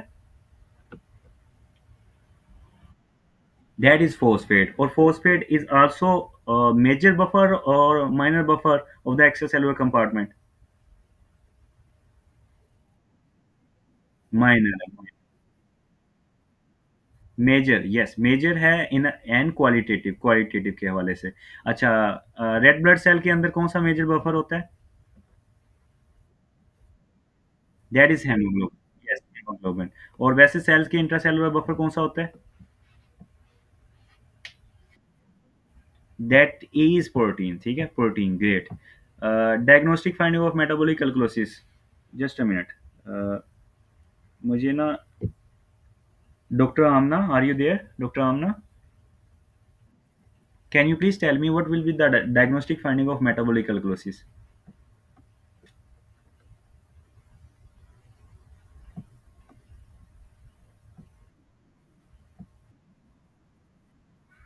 ओके, वो पीएच देख लिया, चलें देख लें।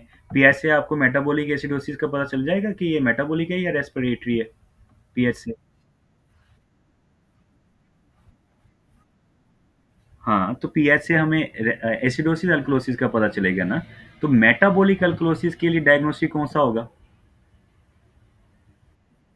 Bicarbonate, yes, that is what differentiate metabolic and respiratory. Respiratory अगर पूछे डायग्नोस्टिक फाइंड हो रेस्पिरेटरी एसिडोसिस, तो आपने फिर कार्बन डाइऑक्साइड को सिलेक्ट करना है, ठीक है, कार्बन डाइऑक्साइड को। रेस्पिरेटरी एसिडोसिस के अंदर कार्बन डाइऑक्साइड कौन सी ऑप्शन आएगी, फिर कौन सी आएगी?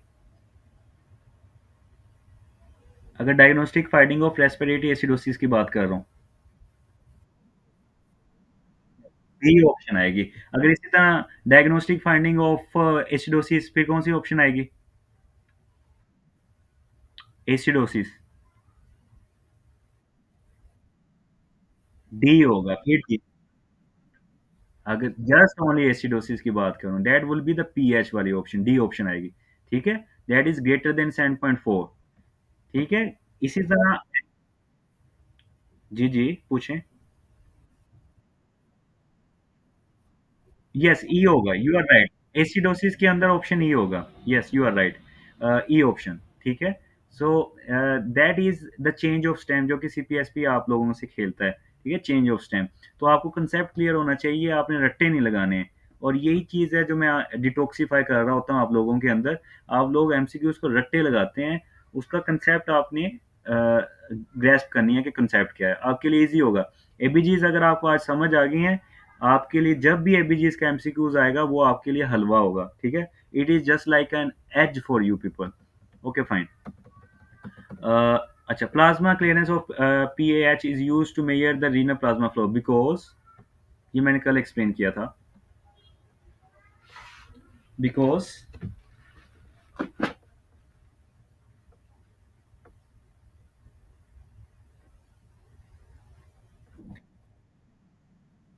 सी ऑप्शन, ये कौन बोला है?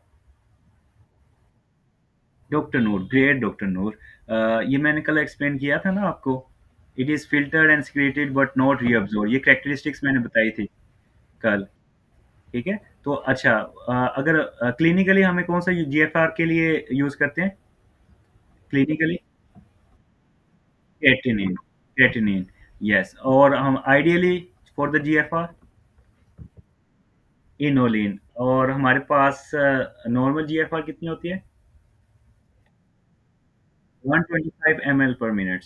Okay, great. और हमारे पास ठीक है, नेक्स्ट आ जाते हैं। Which of the following hormone regulate osmolarity, कौन सा होगा? ADH. How to differentiate SIAD and dehydratic conditions, कैसे डिफरेंशिएट करेंगे? एक पॉइंट, मैं देता हूँ options. Plasma osmolarity, urine osmolarity, या हमारे पास कह लें कि plasma and urine osmolarity both.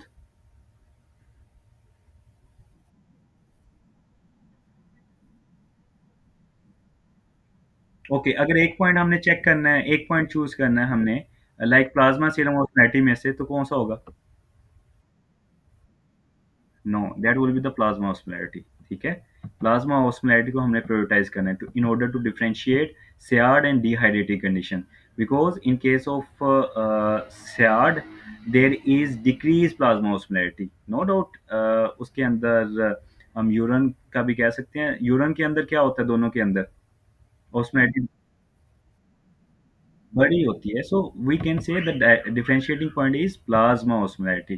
ठीक है, डॉक्टर साहब, I am clear to you people? Okay fine. और ये इश्यूज होते हैं व्हेन यू से सर दो दो ऑप्शंस आ रही होती हैं और हमें पता नहीं चलता कि कौन सी करेक्ट वन है, because your concept is something lagging, that's what's the problem. अच्छा, what part of nephron is impermeable to nephron, क्या सीक्वेंस बताई थी मैंने? Impermeable to water, what was the sequence? Yes, DCT का early part. Okay, look in the option के वो है, option के अंदर है वो वाला? वो नहीं है, नहीं। ओके, और उसके बाद मैंने कौन सा पार्ट बताया था? ठीक है, सैंडी लूप ऑफ हैंडले, ये प्रेजेंट है। ठीक है, ये ऑप्शन होगी। अच्छा, तीसरा कौन सा था? Digital converted to pure, yes, digital converted to pure, okay great. Okay, उसने यहाँ पे अरे digital converted to pure, okay. बस यहाँ यहाँ पे आप एक और ऐड कर लीजिएगा, यहाँ से लिख लीजिएगा digital converted to pure, DCT। ठीक है, ये बस ऐड कर लीजिएगा यहाँ पे। The basic functions of kidney is, क्या है बेसिक फंक्शन ऑफ किडनी का? That is metabolic waste removal ना, मेटाबॉलिक वेस्ट रिमूवल। अच्छा। अच्छा, एक और पॉइंट मैं डिस्कस करता हूँ। अच्छा, हाइपोटोनिक फ्लूइड अगर मैं बात करूँ, is present in which part, किस पार्ट में प्रेजेंट होगा? ये ऑप्शन यही है। आपके पास ये वाला, यही ऑप्शन दे देता हूँ आपको। हाइपोटोनिक सॉल्यूशन कहाँ पे प्रेजेंट होगा? और ये वाली ऑप्शन भी ऐड कर देता हूँ, तो फिर कौन सी होगी?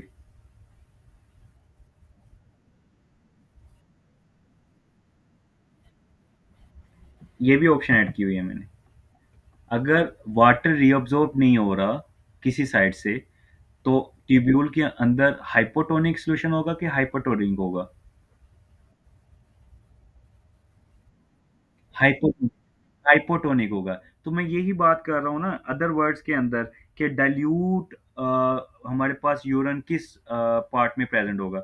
वही प्रेजेंट होगा ना, वही पार्ट होगा जिसके अंदर इम्परमिएबल होगा, तो वही प्योरिटी। बस जस्ट चेंज ऑफ वर्ड्स है। ठीक है, चेंज ऑफ वर्ड्स है।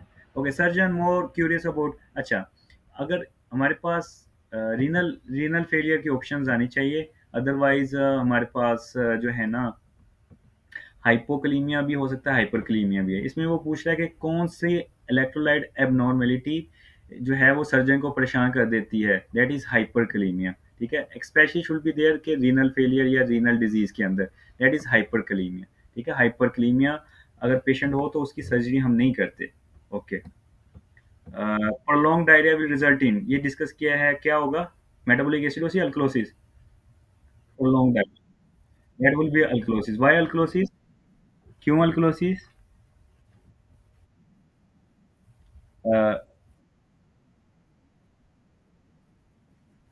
मेटाबॉलिक वाटर की, मैंने आपको क्या बताया था कि स्टमक कॉन्टैक्ट के अंदर एसिडिटी ज़्यादा होती है, एसिड कॉन्टैक्ट ज़्यादा होता है। तो जब वॉमिटिंग होती है तो एसिड बाहर निकल रहा है बॉडी से। ठीक है, तो हमारे पास एसिड निकल रहा है बाहर, तो मेटाबॉलिक अल्कोसिस। जो इंटेस्टाइन कॉन्टैक्ट होता है उसमें बाइकार्बोनेट ज़्यादा होता है। बाइकार्बोनेट ज़्यादा होने की वजह से वो ज़्यादा निकलते हैं डायरिया के अंदर। तो bicarbonate itself is a basic, अगर वो ज़्यादा निकलेगा बॉडी से तो एसिडिक कंडीशन, मेटाबॉलिक एसिडोसिस। ठीक है, प्रोलॉन्ग डायरिया के अंदर मैंने आपको बताया था। Why you people not remember these things? मैंने कल बताया नहीं था डॉक्टर साहबा, डॉक्टर रूसा?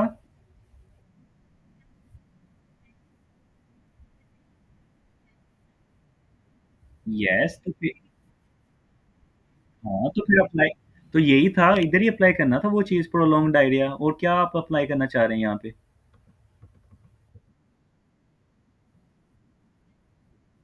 हम्म, जी, तो एसिडोसिस ही है, मेटाबॉलिक एसिडोसिस होना चाहिए, जो हमने कॉन्सेप्ट पढ़ा है। अच्छा, उसने ये प्रोलॉन्ग और क्रोनिक के हवाले से बात की हुई है। ठीक है, कि अगर हमारे पास एक्यूट होगा दैट इज मेटाबॉलिक एसिडोसिस, वो उस कंडीशन में बात कर रहा है जब बाइकार्बोनेट हमारा ज़्यादा निकल रहा है। ठीक है, that is pointing toward the acute conditions, जो बाइकार्बोनेट की बात कर रहा है। इन प्रोलॉन्ग कंडीशन में there is both the acidity and bicarbonate both lose. ठीक है, both lose, the condition will get more severe in terms of acid lose की वजह से। सो प्रोलॉन्ग केस के अंदर मेटाबॉलिक एल्कोसिस चला जाता है, क्रोनिक एंड प्रोलॉन्ग केस के अंदर। बिकॉज जब हमारे पास स्टार्टिंग में आती है बाइकार्बोनेट रिच फ्लूइड जाता है, ठीक है, इनिशियली। लेकिन बाद में जो उसका फ्लूइड के अंदर एसिडिक एसिडिटी होती है फ्लूइड की, वो भी जाना शुरू हो जाती है। So that's why we say the metabolic alkalosis in chronic condition as compared to the metabolic acidosis in the acute condition. Okay. अच्छा, मुझे ये बताएँ कि अगर मैं प्रोलॉन्ग्ड वोमिटिंग की बात करूँ, फिर कंडीशन कौन-सी होगी? अगेन मेटाबॉलिक एल्कोसिस प्रोलॉन्ग है, एक्यूट है, वोमिटिंग के केस में वो सेम ही रहेगी, चेंज नहीं होगी। Just in case of diarrhoea है जिसके अंदर चेंज होती है। ठीक है? जो मैंने आपको बाइकार्बोनेट का बात किया था, अगर वो यहाँ पे होता है डायरिया के अंदर एक्यूट का वर्ड है दैट इज़ मेटाबॉलिक एसिडोसिस। ठीक है? Because of bicarbonate release. ठीक है? बिकॉज़ ऑफ बेसिक फ्लूइड होता है हमारे पास। इन प्रोलॉन्ग केस में that is the opposite condition as per metabolic एल्कोसिस। Am I clear? ये क्लियर है सभी को? Okay.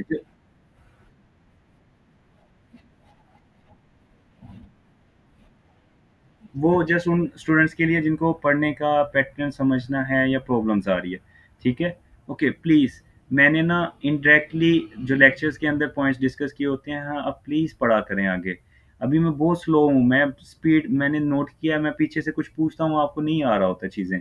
I don't know why.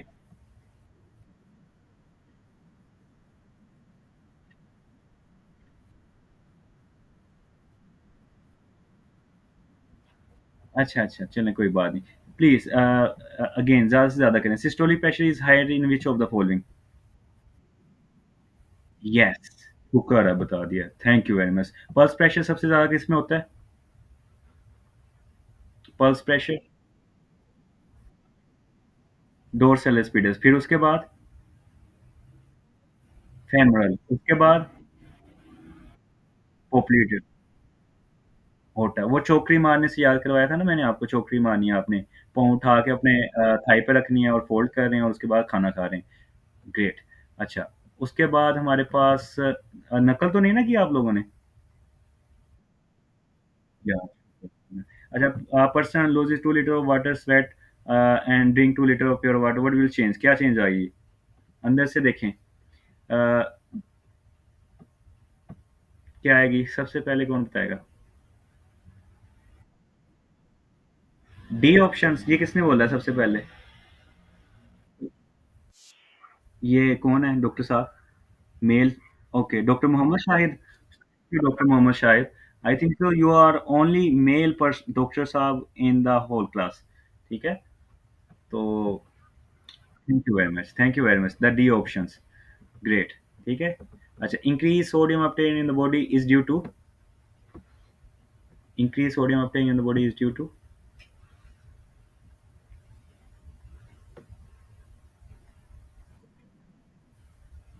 अ, कौन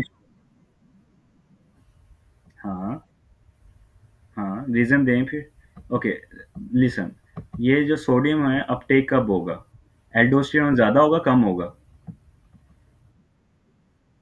एल्डो एल्डोस्टेरोन ज़्यादा होगा ना, तो वो तभी ज़्यादा करेगा। कौन-सी कंडीशन के अंदर एल्डोस्टेरोन ज़्यादा होगा इनमें से? हाइपरकैलेमिया। मैंने आपको क्या बताया था कि अगर 2 कंडीशंस हों एल्डोस्टेरोन ज़्यादा करने की, तो सबसे पोटेंट स्टिम्युलेटर ऑफ एल्डोस्टेरोन कौन-सा है? हाइपरकैलेमिया। हाइपरकैलेमिया या हाइपोनेट्रीमिया, दोनों में से? हाइपरकैलेमिया, ऑलवेज़ हाइपरकैलेमिया, ठीक है? Hyperkalemia is the most potent aldosterone stimulator. Okay, great. तो यही बात कर रहा है वो। अच्छा, hypotonic fluid is present in which of part? किस पार्ट में होगा?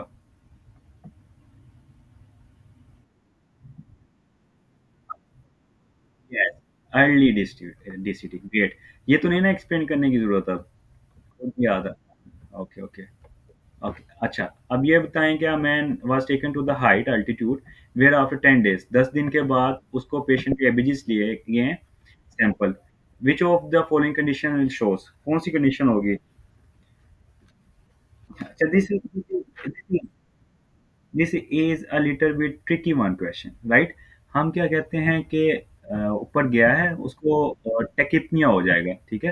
पहले अगर स्टार्टिंग में गया है, टेकिपनिया हो जाएगा, शॉर्टेज ऑफ ब्रीथिंग होगी, टेकिपनिया होगा because of decrease potential of oxygen, वो ज़्यादा से ज़्यादा साँस लेगा तेज़ी के साथ। तो टेकिपनी का होता है तो फिर क्या होगा, रेस्पिरेटरी एसिडोसिस या अल्कोसिस?